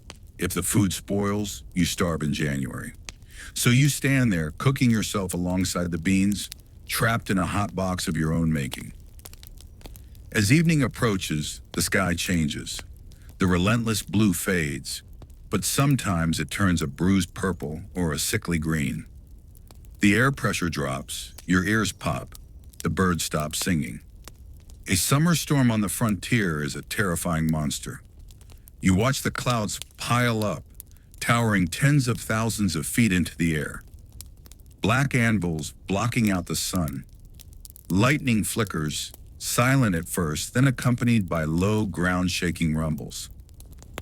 You are not worried about getting wet. You are worried about hail. Hail is the destroyer. In 5 minutes, a hailstorm can smash the wheat crop you have spent months nurturing into the mud. It can strip the corn stalks to ribbons. It can kill chickens and bruise cattle. You stand in the doorway watching the white curtain of rain approach, feeling a knot of helpless dread in your stomach. If the sky turns that specific swirling green, you grab the children. You run to the root cellar. This is a hole dug into the ground, usually behind the cabin, covered with a slanted wooden door. You descend into the dark. It smells of damp earth, old potatoes, and fear. Spiders live here. You crouch in the cool darkness, listening to the roar of the wind above. It sounds like a freight train passing directly over your head. Debris slams against the wooden door. You hold your breath, wondering if the cabin will still be standing when you come out. The storm passes as quickly as it arrived. You emerge. The air is suddenly cool. The ground is covered in ice balls the size of marbles. Your crop is damaged, flattened in places, but maybe it will recover. Maybe. You walk through the mud, assessing the damage. The work of weeks, jeopardized in minutes. You feel a heavy, dull resignation. You will just have to work harder tomorrow. Night falls, but the heat remains. The logs of the cabin have absorbed the sun all day, and now they radiate it back inward. The loft where the children sleep is stifling. It is an oven. You drag your mattress outside. Many settlers slept in the yard during the summer to escape the indoor heat. You lay the quilt on the prickly grass. But now you are in the domain of the night insects. The mosquitoes descend. They are relentless. You pull the sheet up over your head to protect your face, but then you are sweltering hot. You pull the sheet down to cool off, and the whining begins in your ear. It is a constant negotiation between suffocation and blood loss. You look up at the stars. The Milky Way is a thick band of light, brighter than you have ever seen it. It is beautiful, yes, but it looks cold and distant. You drift into a light sleep, but you are awakened by a sound, a scratching, a chewing. You sit up. It is the sound of the cattle rubbing against the fence? No, it is smaller. It is everywhere. The grasshoppers. Sometimes in bad years, they come at night. You can hear millions of jaws chewing. They are eating the handle of the hoe you left leaning against the barn. They are eating the laundry you left on the line. They are eating the paper in the windows. It is a sound like dry leaves rustling, but amplified 1,000 times. You can do nothing. You cannot fight a million insects. You just lie there and listen to them devour your world. You pull the sheet tight. You hope they don't eat the quilt. Morning comes again. The sun returns, red and hazy through the dust. You feel sticky, tired and thirsty. You stand up, your back creaking. You look at the garden. It is tattered. You look at the hayfield. It is waiting. You walk to the well. You lower the bucket. The rope burns your hands. You pull it up. The water is muddy. You let it settle. You drink. This is the height of summer. It is not a vacation.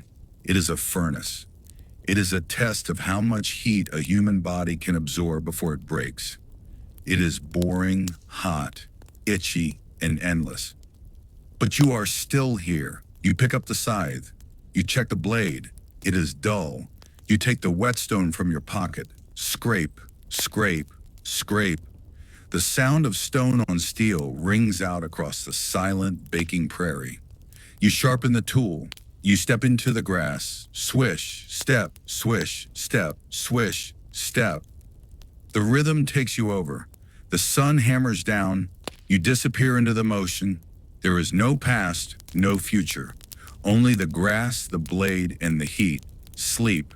Sleep is the only shade you will find. Sleep. The air changes. It happens almost overnight. The oppressive, heavy blanket of summer heat lifts, replaced by a crispness that catches in your throat. The sky turns a piercing, deep blue. The light becomes golden and slanted, casting long, melancholic shadows across the prairie, even at midday. It is autumn. In the modern world, this is the season of pumpkin spice lattes and cozy sweaters. On the frontier, it is the season of anxiety. It is the final countdown. You are racing against a clock you cannot see, trying to beat the first killing frost. The harvest is here. If you grew corn, you are now entering the weeks of the shuck. You walk into the field. The stalks are tall, brown, and dry. They rustle in the wind like paper skeletons. You snap the heavy ears off the stalks. Snap, snap, snap. Your hands are cut by the sharp edges of the dry leaves. Corn cuts are like paper cuts, but dirty. They sting constantly. You haul the corn to the barn or the crib. Now you sit. You sit on a rough wooden stool or an overturned bucket. You pick up an ear. You rip back the husk. You twist it off. You toss the ear into a pile. You toss the husk into another pile.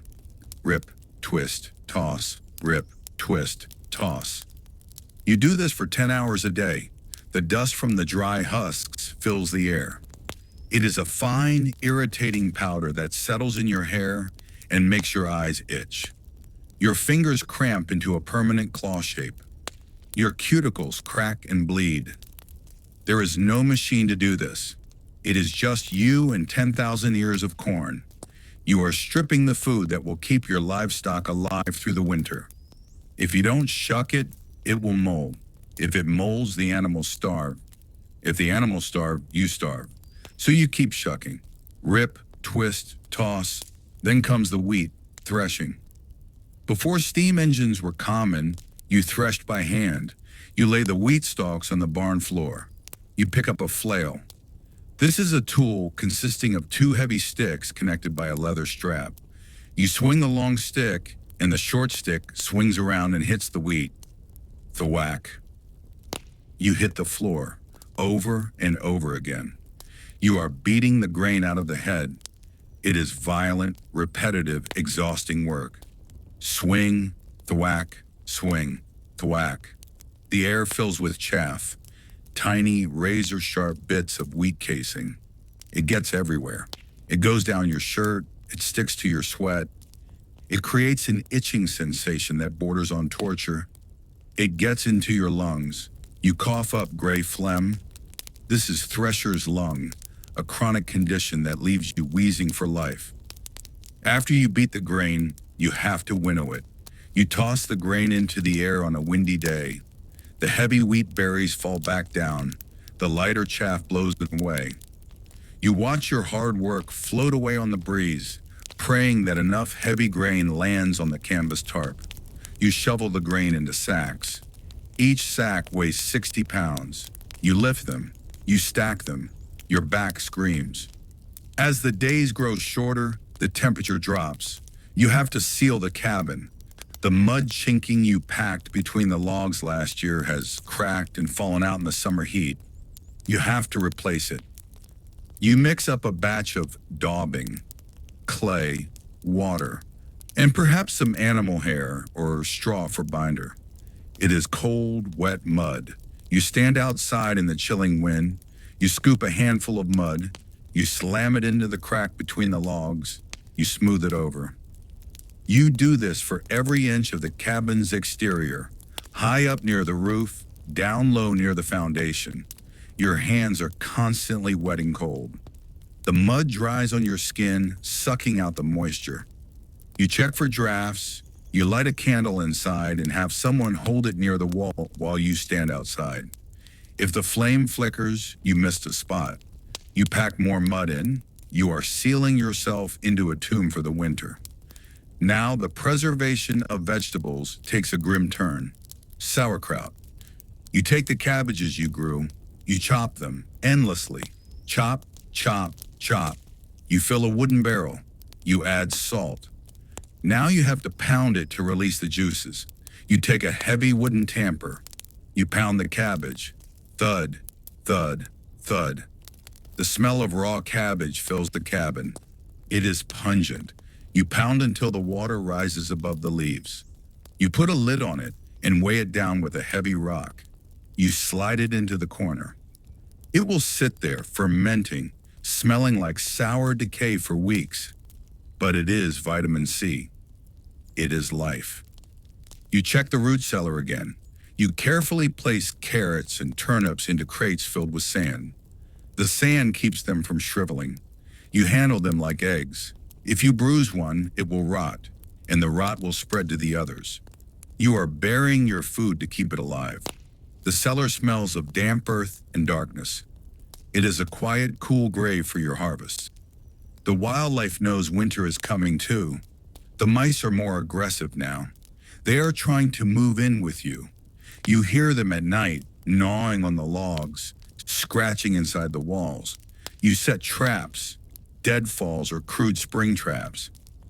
Every morning, the first chore is emptying the traps. It is a grim, necessary task. You toss the small bodies into the fire or out into the snow. You feel no pity, only a grim satisfaction that your grain is safe for one more day. The sun sets frighteningly early now. By 5 p.m., the world is gray. By 6 p.m., it is black. You use fewer candles. You sit by the firelight. The evenings are for repair. You take the harness for the horse. The leather is stiff. You rub tallow and oil into it, working it with your thumbs until it is pliable. You sharpen the axe again. You check the snowshoes, checking the rawhide webbing for breaks. You are tired, but it is a different kind of tired than the summer exhaustion. It is a nervous tiredness. You are mentally tallying your supplies. 3 barrels of flour. Is it enough? 2 barrels of pork. Is it enough? The wood pile is high, but is it high enough? You listen to the wind. In the summer, the wind was hot and dry. Now it has a hollow, whistling sound. It rattles the dry leaves that are still clinging to the oak trees.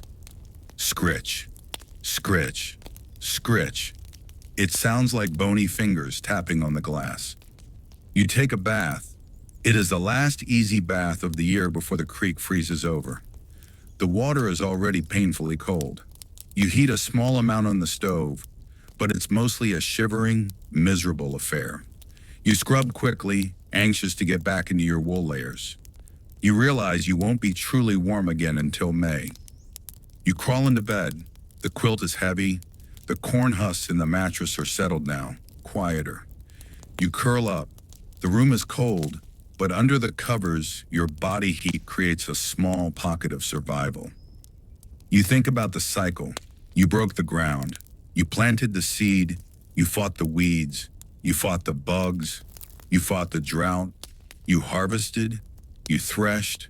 You stored. You have done everything you can.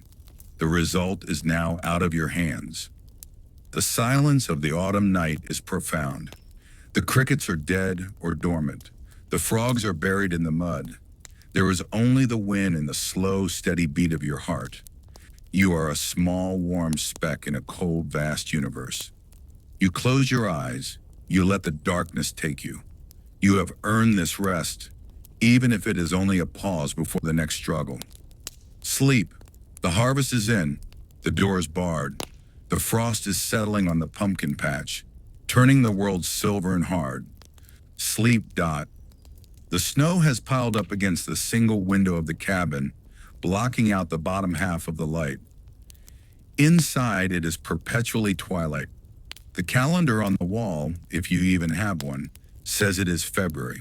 The Native Americans call this the hunger moon, and you are beginning to understand why. The romance of the harvest is long gone. The abundance of autumn is a fading memory. Now you are in the mathematics of survival. You look at the flour barrel. It is less than half full. You look at the salt pork barrel. You are down to the bottom layer where the meat is heavily encrusted with salt and has a slightly grayish, questionable sheen. You are entering the starving time. You aren't dying exactly, but you are not truly living. You are running on a calorie deficit. You move slower. Your thoughts are sluggish, like molasses in January. You spend large parts of the day simply sitting, wrapped in blankets, trying to conserve the energy it takes to keep your body's temperature at 98.6 degrees in a room that hovers around 45. Let's talk about the light again. You ran out of good candles weeks ago.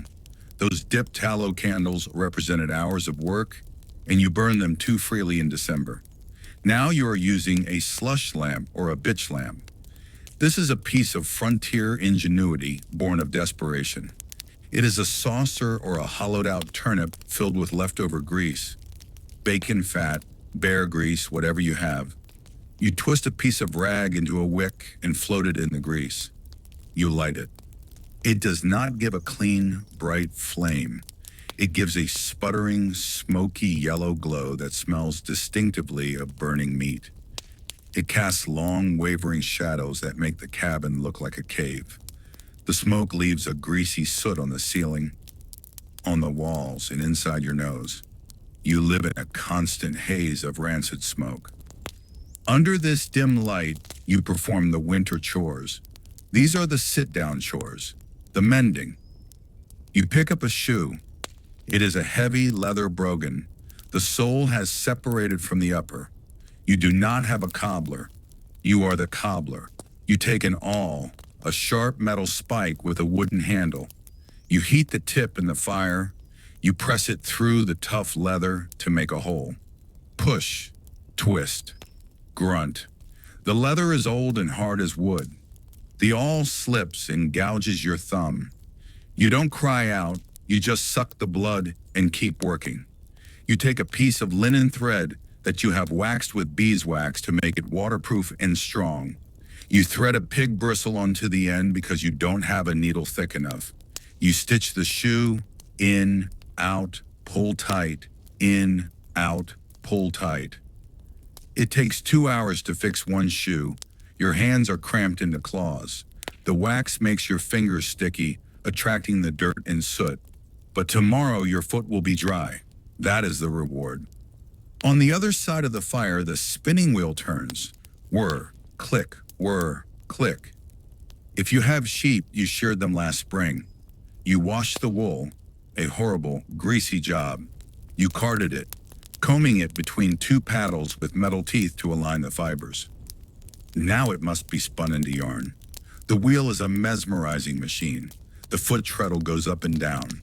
Thump, thump, the wheel spins. The wool passes through the fingers, twisting into a thread. It requires a trance-like focus. If you pull too fast, the thread breaks. If you pull too slow, it gets lumpy. Hour after hour, the monotony is crushing. The sound of the wheel is the soundtrack of the winter. Whir, click. It is a sound that drives out thought. You are not thinking about philosophy or the future.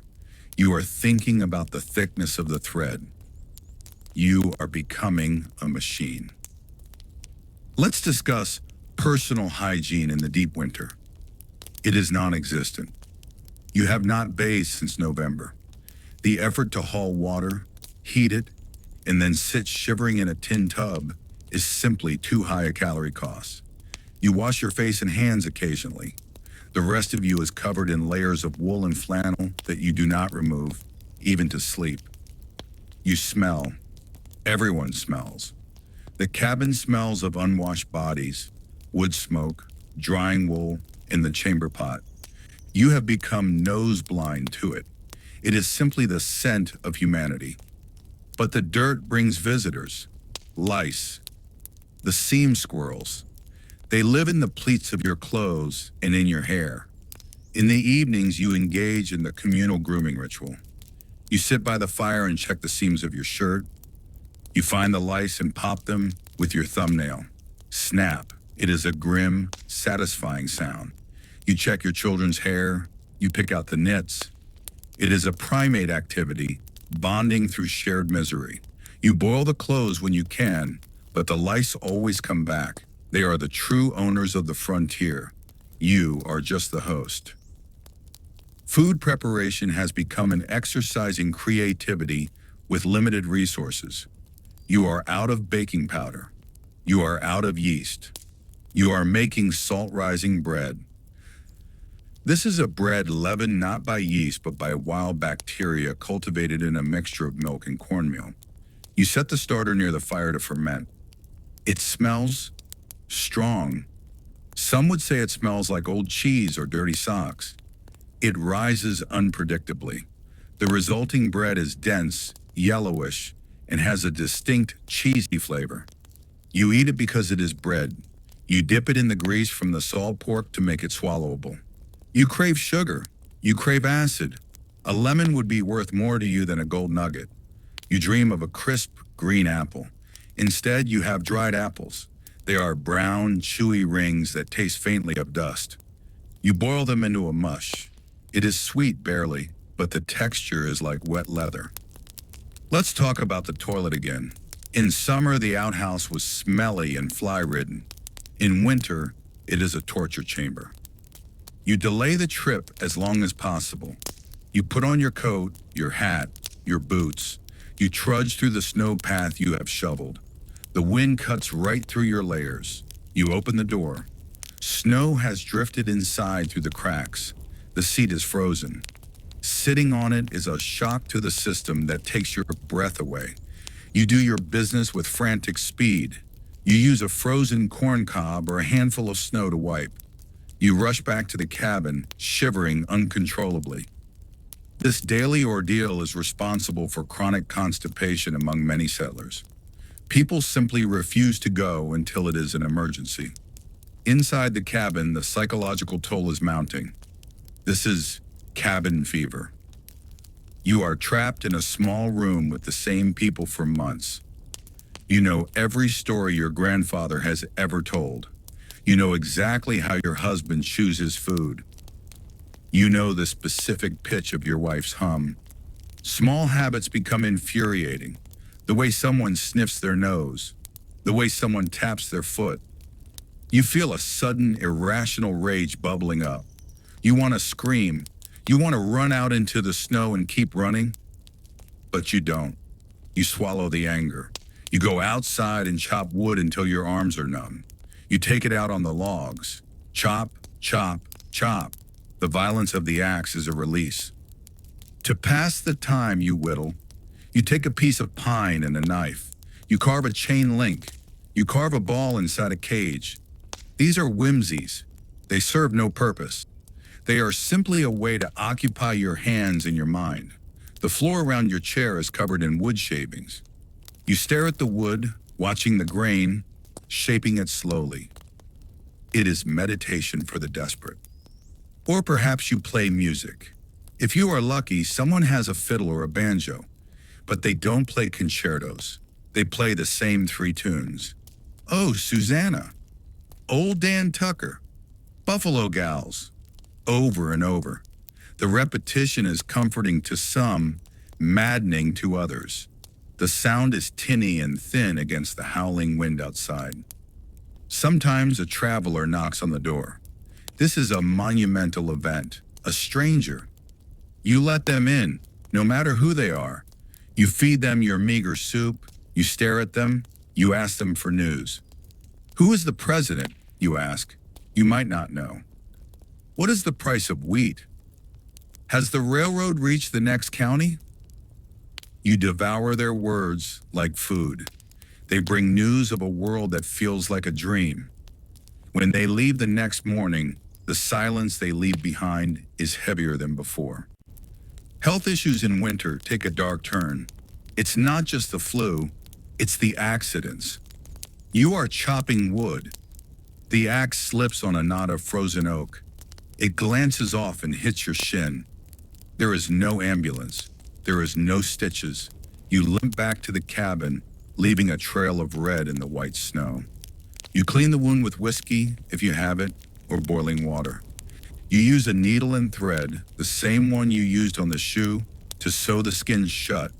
You bite on a leather strap to keep from screaming. Now you are laid up. You cannot work. The burden falls on the others. You lie in the bed, watching the infection. You look for the red streaks running up your leg. If they appear, it is blood poisoning. You might lose the leg. You might lose your life. You pray. You apply hot compresses. You wait. Or perhaps it is a tooth. The ache returns, throbbing with the beat of your heart. It is deep in the jaw.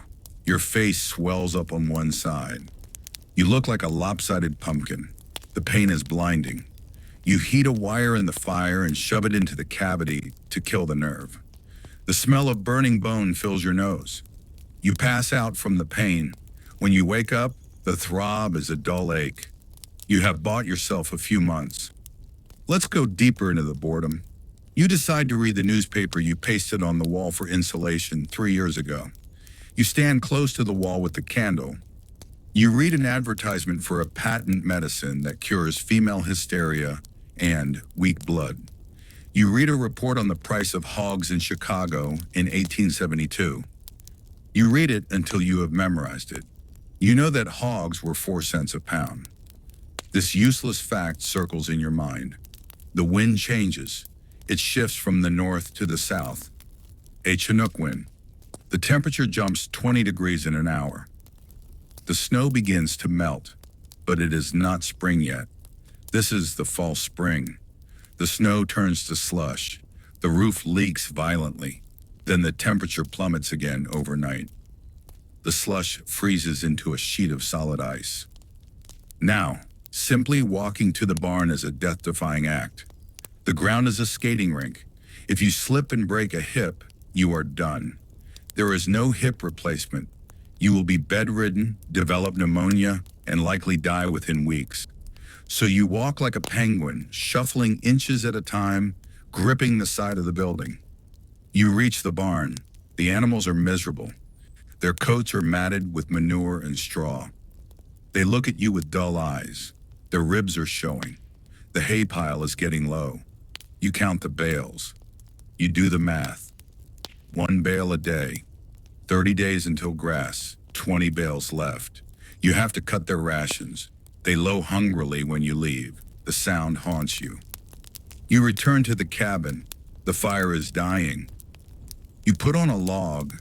You sit in the rocking chair. Creak. Creak. Creak. You think about the graveyard on the hill. You have family there. A child who died of croup. A brother who died of a burst appendix. The graves are covered in snow. You wonder if the wolves have been scratching at the fresh earth. You push the thought away. You take out a piece of fabric, quilt piecing. You take scraps of fabric, worn out shirts, dresses, grain sacks, and cut them into tiny shapes. Triangles, squares. You sew them together to make a crazy quilt. There is no pattern. It is just chaos stitched together to make warmth. It is a metaphor for your life. You stitch a piece of blue velvet from a dress brought from the east next to a piece of rough burlap. The velvet is soft. You rub it with your thumb. It is a tactile memory of softness in a hard world. The night deepens. The slush lamp is sputtering. The grease is running low. You pinch the wick to extinguish it. You sit in the dark. The firelight glows through the cracks in the stove. You can hear the breathing of your family, the heavy, congested breathing of winter. You feel the weight of the wool blankets on your legs. You feel the itch of the lice. You feel the dull hunger in your stomach. You feel the ache in your mended shin. But you are tired. The boredom is a heavy sedative. Your mind spins in slow circles. Feed the chickens, milk the cow, chop the wood, melt the snow. Feed the chickens, milk the cow, chop the wood, melt the snow. It is a mantra. It is the rhythm of existence. You close your eyes. The wind howls, scratching at the door, trying to get in. But the door is barred. You are safe. You are bored. You are alive. Sleep. Let the cold stay outside. Let the hunger wait until morning. Sleep. The calendar turns to March, but the weather ignores it.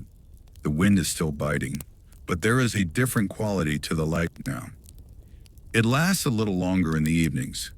This is not a time of celebration. This is the time of the breakup. If you live near a creek or a river, you hear it before you see it. The ice, which has been a solid white highway for months, begins to groan. It makes terrifying sounds in the middle of the night, deep, booming cracks that sound like a cannon fire. Boom, crack, groan. The tectonic plates of the river are shifting. Then the water rises. The snowmelt from the mountains or the northern plains comes rushing down. The ice breaks into jagged blocks the size of wagons. They tumble downstream, smashing into trees, smashing into banks, smashing into bridges. If you built your cabin too close to the water for convenience, you are now in a panic. You spend your nights watching the water level, moving your precious tools and flour barrels to higher ground, trudging through icy slush. This is also calving season.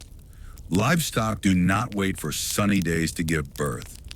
They seem to prefer the coldest, wettest nights of the year. You are asleep, wrapped in your warm cocoon, when you hear the low, distressed bawling of a cow from the barn. You know what it means. You cannot ignore it. If a calf is born into a mud puddle in freezing temperatures, it will die in minutes. You groan. You push the heavy quilts aside. The air in the cabin is freezing. You pull on your boots, which are stiff and cold as stone. You light a lantern. You walk to the barn. The mud is half frozen, creating a treacherous surface of jagged ruts. You slip and slide. The wind blows out your lantern. You have to relight it, shielding the match with freezing fingers. Inside the barn, it is a scene of misery. The cow is down in the straw, straining. Steam rises from her flanks. You have to help. This is not a veterinary clinic. This is you kneeling in the muck, reaching in to find the calf's legs. It is slimy, bloody, and exhausting work. You pull. The cow groans. You pull again. Your arms are coated in fluids. Finally, the calf slides out. It is wet and shivering violently. The mother licks it, but it is too cold. You make a decision. You pick up the calf. It weighs 60 or 70 pounds. You stagger back to the cabin, carrying the slippery, wet animal. You kick open the door. You dump the calf on the floor in front of the dying fire. You grab old sacks and start rubbing it vigorously to dry it off and get the blood flowing. The calf bleats. Your family wakes up. Now there is a cow in your living room. The smell of birth, metallic blood and musk, fills the small space. The calf tries to stand, slipping on the wooden floor, knocking over a chair. You spend the rest of the night awake, feeding the calf warm milk from a rag dipped in a bucket, making sure it survives. You are covered in filth. You are exhausted, but you have saved an asset worth maybe $5. That $5 is the difference between buying seed for next year or not. By morning, the calf goes back to the barn. You scrub the floor with sand and water, but the stain remains. The smell lingers for days. The food situation enters its critical phase. You are scraping the bottom of the flour barrel, literally. You use a small broom to sweep the dust from the corners of the barrel to make one last flat biscuit. It tastes of wood. You eye the seed potatoes. You kept them separate, intending to plant them. But you are hungry. Your stomach hurts with a dull, hollow ache. The children are crying because their porridge is watery. You have a debate with yourself. If we eat the seed potatoes, we won't starve now. But we will have nothing to plant. We will starve next winter. It is the hardest math problem in the world. You decide to eat just a few. You slice them thin to make them look like more. You boil them. You eat them slowly, savoring the starchy texture. You feel a mix of relief and guilt with every bite. Then the first green appears. It is not a flower. It is a weed. A dandelion poking through the mud near the south wall of the cabin. Or perhaps some lamb's quarters or wild onions. You do not spray them with weed killer. You fall to your knees. You pick them. You do not cook them. You eat them raw, right there in the dirt. The bitterness of the greens is shocking to your tongue after months of bland, salty mush. It tastes like life. Your body craves the vitamins so badly that your mouth waters. You spend the next days hunting for greens. You are a grazer, moving across the thawing landscape, looking for anything green and edible. Nettles, you pick them carefully, boiling them to remove the sting. They taste like spinach. You feel your energy returning slightly as the scurvy retreats. The birds return. First the geese, flying high in V formations, honking. It is a lonely, haunting sound, but it signals the end of the silence. Then the robins. Then the meadowlarks. The noise of the prairie changes. The wind is no longer the only voice. The frogs wake up in the thawing creek. The noise is deafening at night. A wall of sound. Reap, reap, reap. It makes it hard to sleep, but it is better than the deathly silence of January. You begin the preparations for the field again. You check the plow. The blade is rusty. You have to sand it and oil it. You check the harness. The leather has cracked in the cold. You have to stitch it again. You walk the fields. The ground is spongy. If you plow too early, the soil will clump into hard bricks that will ruin the field for the season. You have to wait for the exact moment when the soil crumbles just right. You test it every day, squeezing a handful of dirt. Not yet. Not yet. You feel the weight of the coming year. You have to do it all again. Breaking the ground, planting the seed, fighting the bugs, fighting the drought, harvesting, threshing, freezing, starving. It is a circle. You are on a wheel that turns slowly, fueled by your sweat. You look at your hands. They are scarred, calloused, and stained. They are the hands of a survivor, but they are also the hands of a servant to the land. You sit on the porch in the weak spring sunshine. You close your eyes. You are tired. You are always tired. But you made it.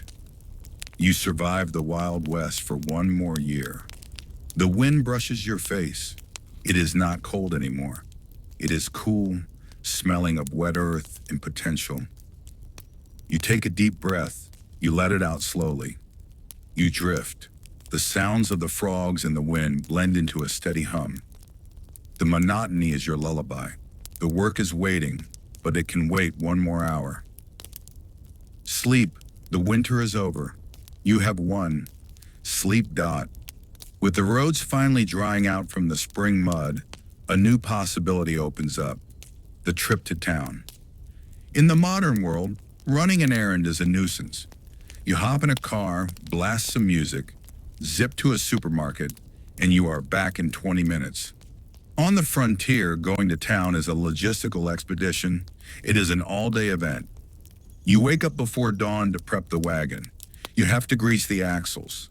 This involves jacking up the heavy wooden wagon, removing the wheels, and smearing foul-smelling animal fat grease onto the spindles.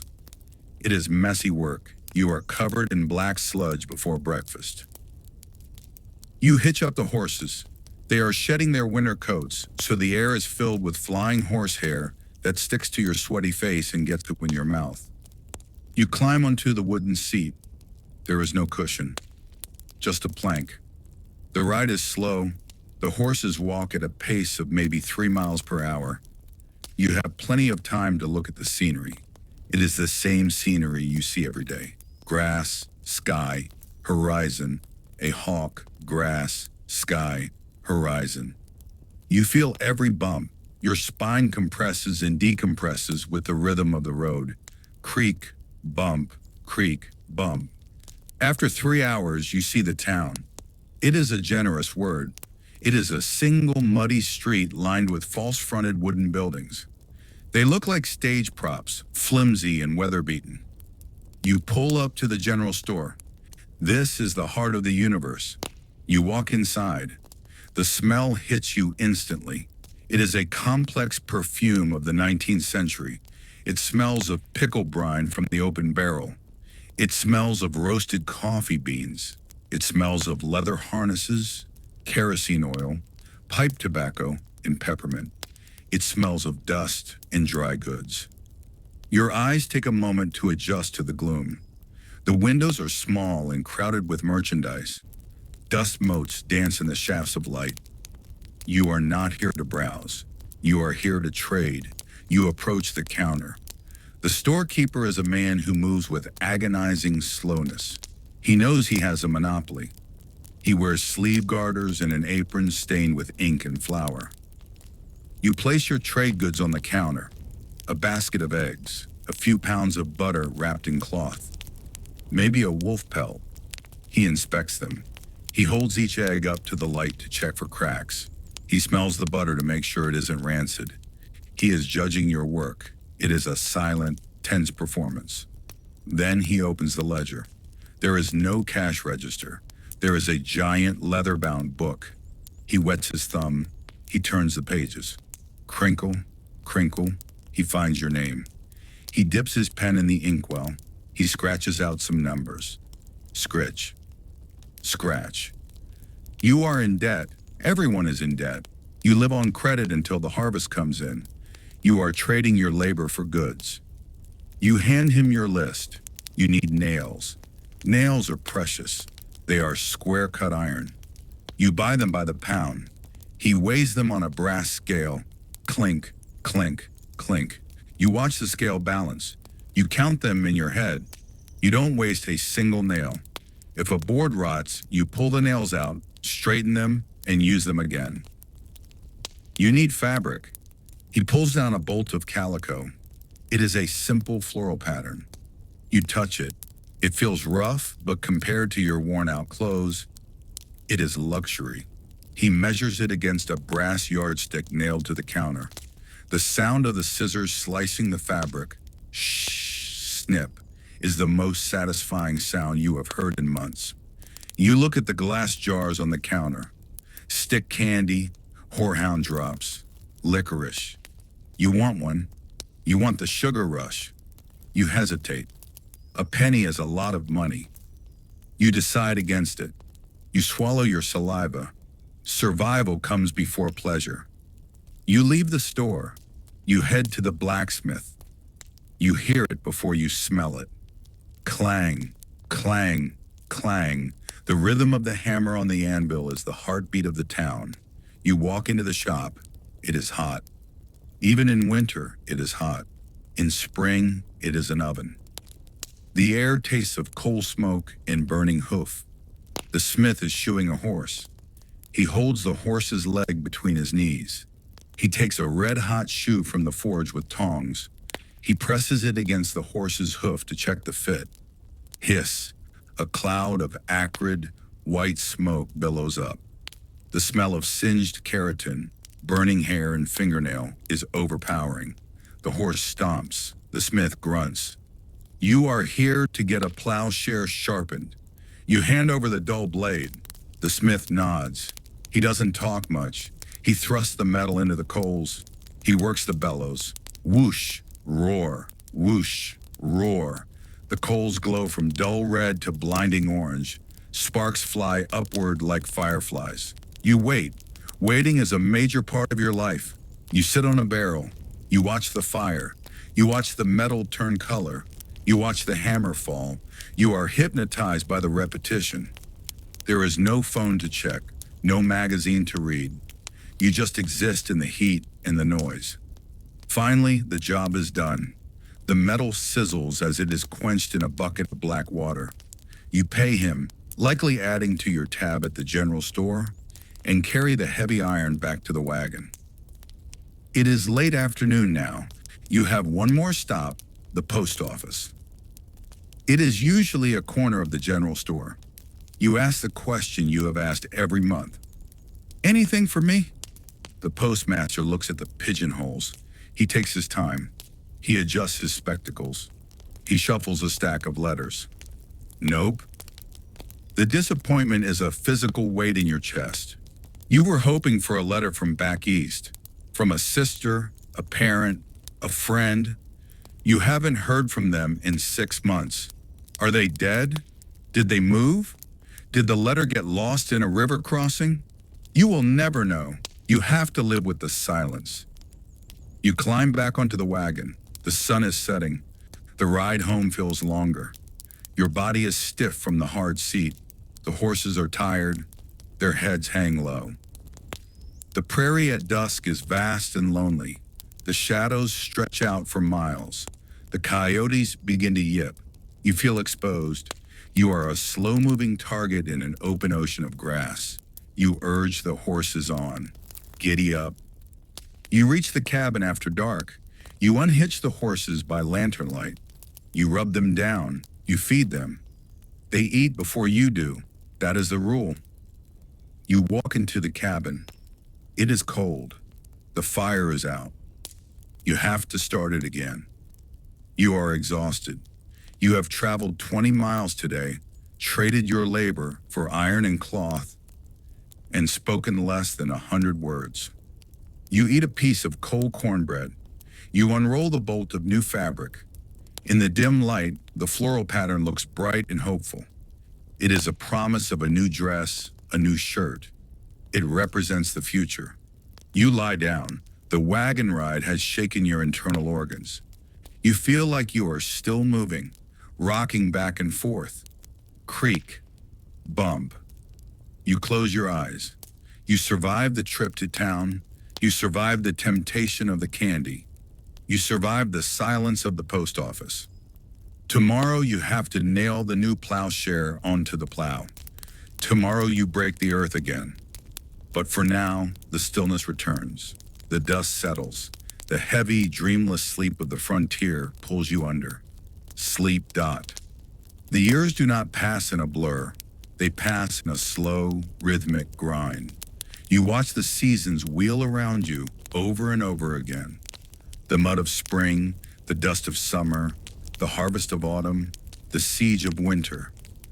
Mud, dust, harvest, snow. Mud, dust, harvest, snow. Your hair, once dark, has turned the color of the dry prairie grass. Your back, once straight, is now permanently curved, shaped by the plow handles and the hoe. You are no longer fighting the land. You have become part of it. Your skin is weathered leather, etched with the map of every drought and every blizzard you endured. The cabin has changed too. The logs have settled deep into the earth. The roof is covered in moss and wildflowers. The saplings you planted as windbreaks are now sturdy cottonwoods, their leaves rustling, a song of survival in the breeze. The frontier is changing around you. The silence is being filled. One day you hear a sound that is not the wind, not the thunder, not the cry of a coyote. It is a high, lonely wail. A steam whistle. The railroad has arrived. You stand on your porch and watch the black smoke smudge the horizon. The iron rails have cut the prairie in half. The distance that used to take you days of grueling wagon travel can now be crossed in hours. The world is shrinking. The Wild West is being tamed, measured, fenced, and cataloged. Barbed wire fences crisscross the open range now, dissecting the ocean of grass into neat squares. The buffalo are gone, replaced by herds of docile cattle. The danger is fading, replaced by the slow, steady march of civilization. You sit in your rocking chair. Creak, creak. You look at your hands resting on your knees. They are gnarled like old oak roots. These hands built a home from nothing. They pulled life out of stubborn dirt. They held children who died and children who lived. They washed, mended, chopped, and prayed. They are tired. You realize that you are a ghost in your own time. The era of the pioneer is ending. The era of the town, the factory, and the machine is beginning. You are the foundation stone, buried deep underground, holding up the weight of the future. The sun begins to set on your final day in the west. It is a brilliant, fiery red, painting the clouds in shades of purple and gold. It is the same sun that baked you in the fields, the same sun that warmed you after the long freezes. It is indifferent to your struggles, yet it is your oldest companion. The light fades, the crickets begin their nightly chorus. The wind whispers through the corn stalks one last time. Hush, hush, hush. You close your eyes. You are not afraid of the dark anymore. You have lived in it for half your life. You know the shadows, you know the silence. And now you, the listener, lying in your soft bed in a time far removed from the struggle, let the image of the frontier fade. Feel the softness of your pillow. It is not a sack of corn husks. It is quiet. Feel the warmth of your blanket. It is not a scratchy wool coat. It is light and comforting. Feel the safety of your room. There are no wolves at the door. There is no blizzard waiting to trap you.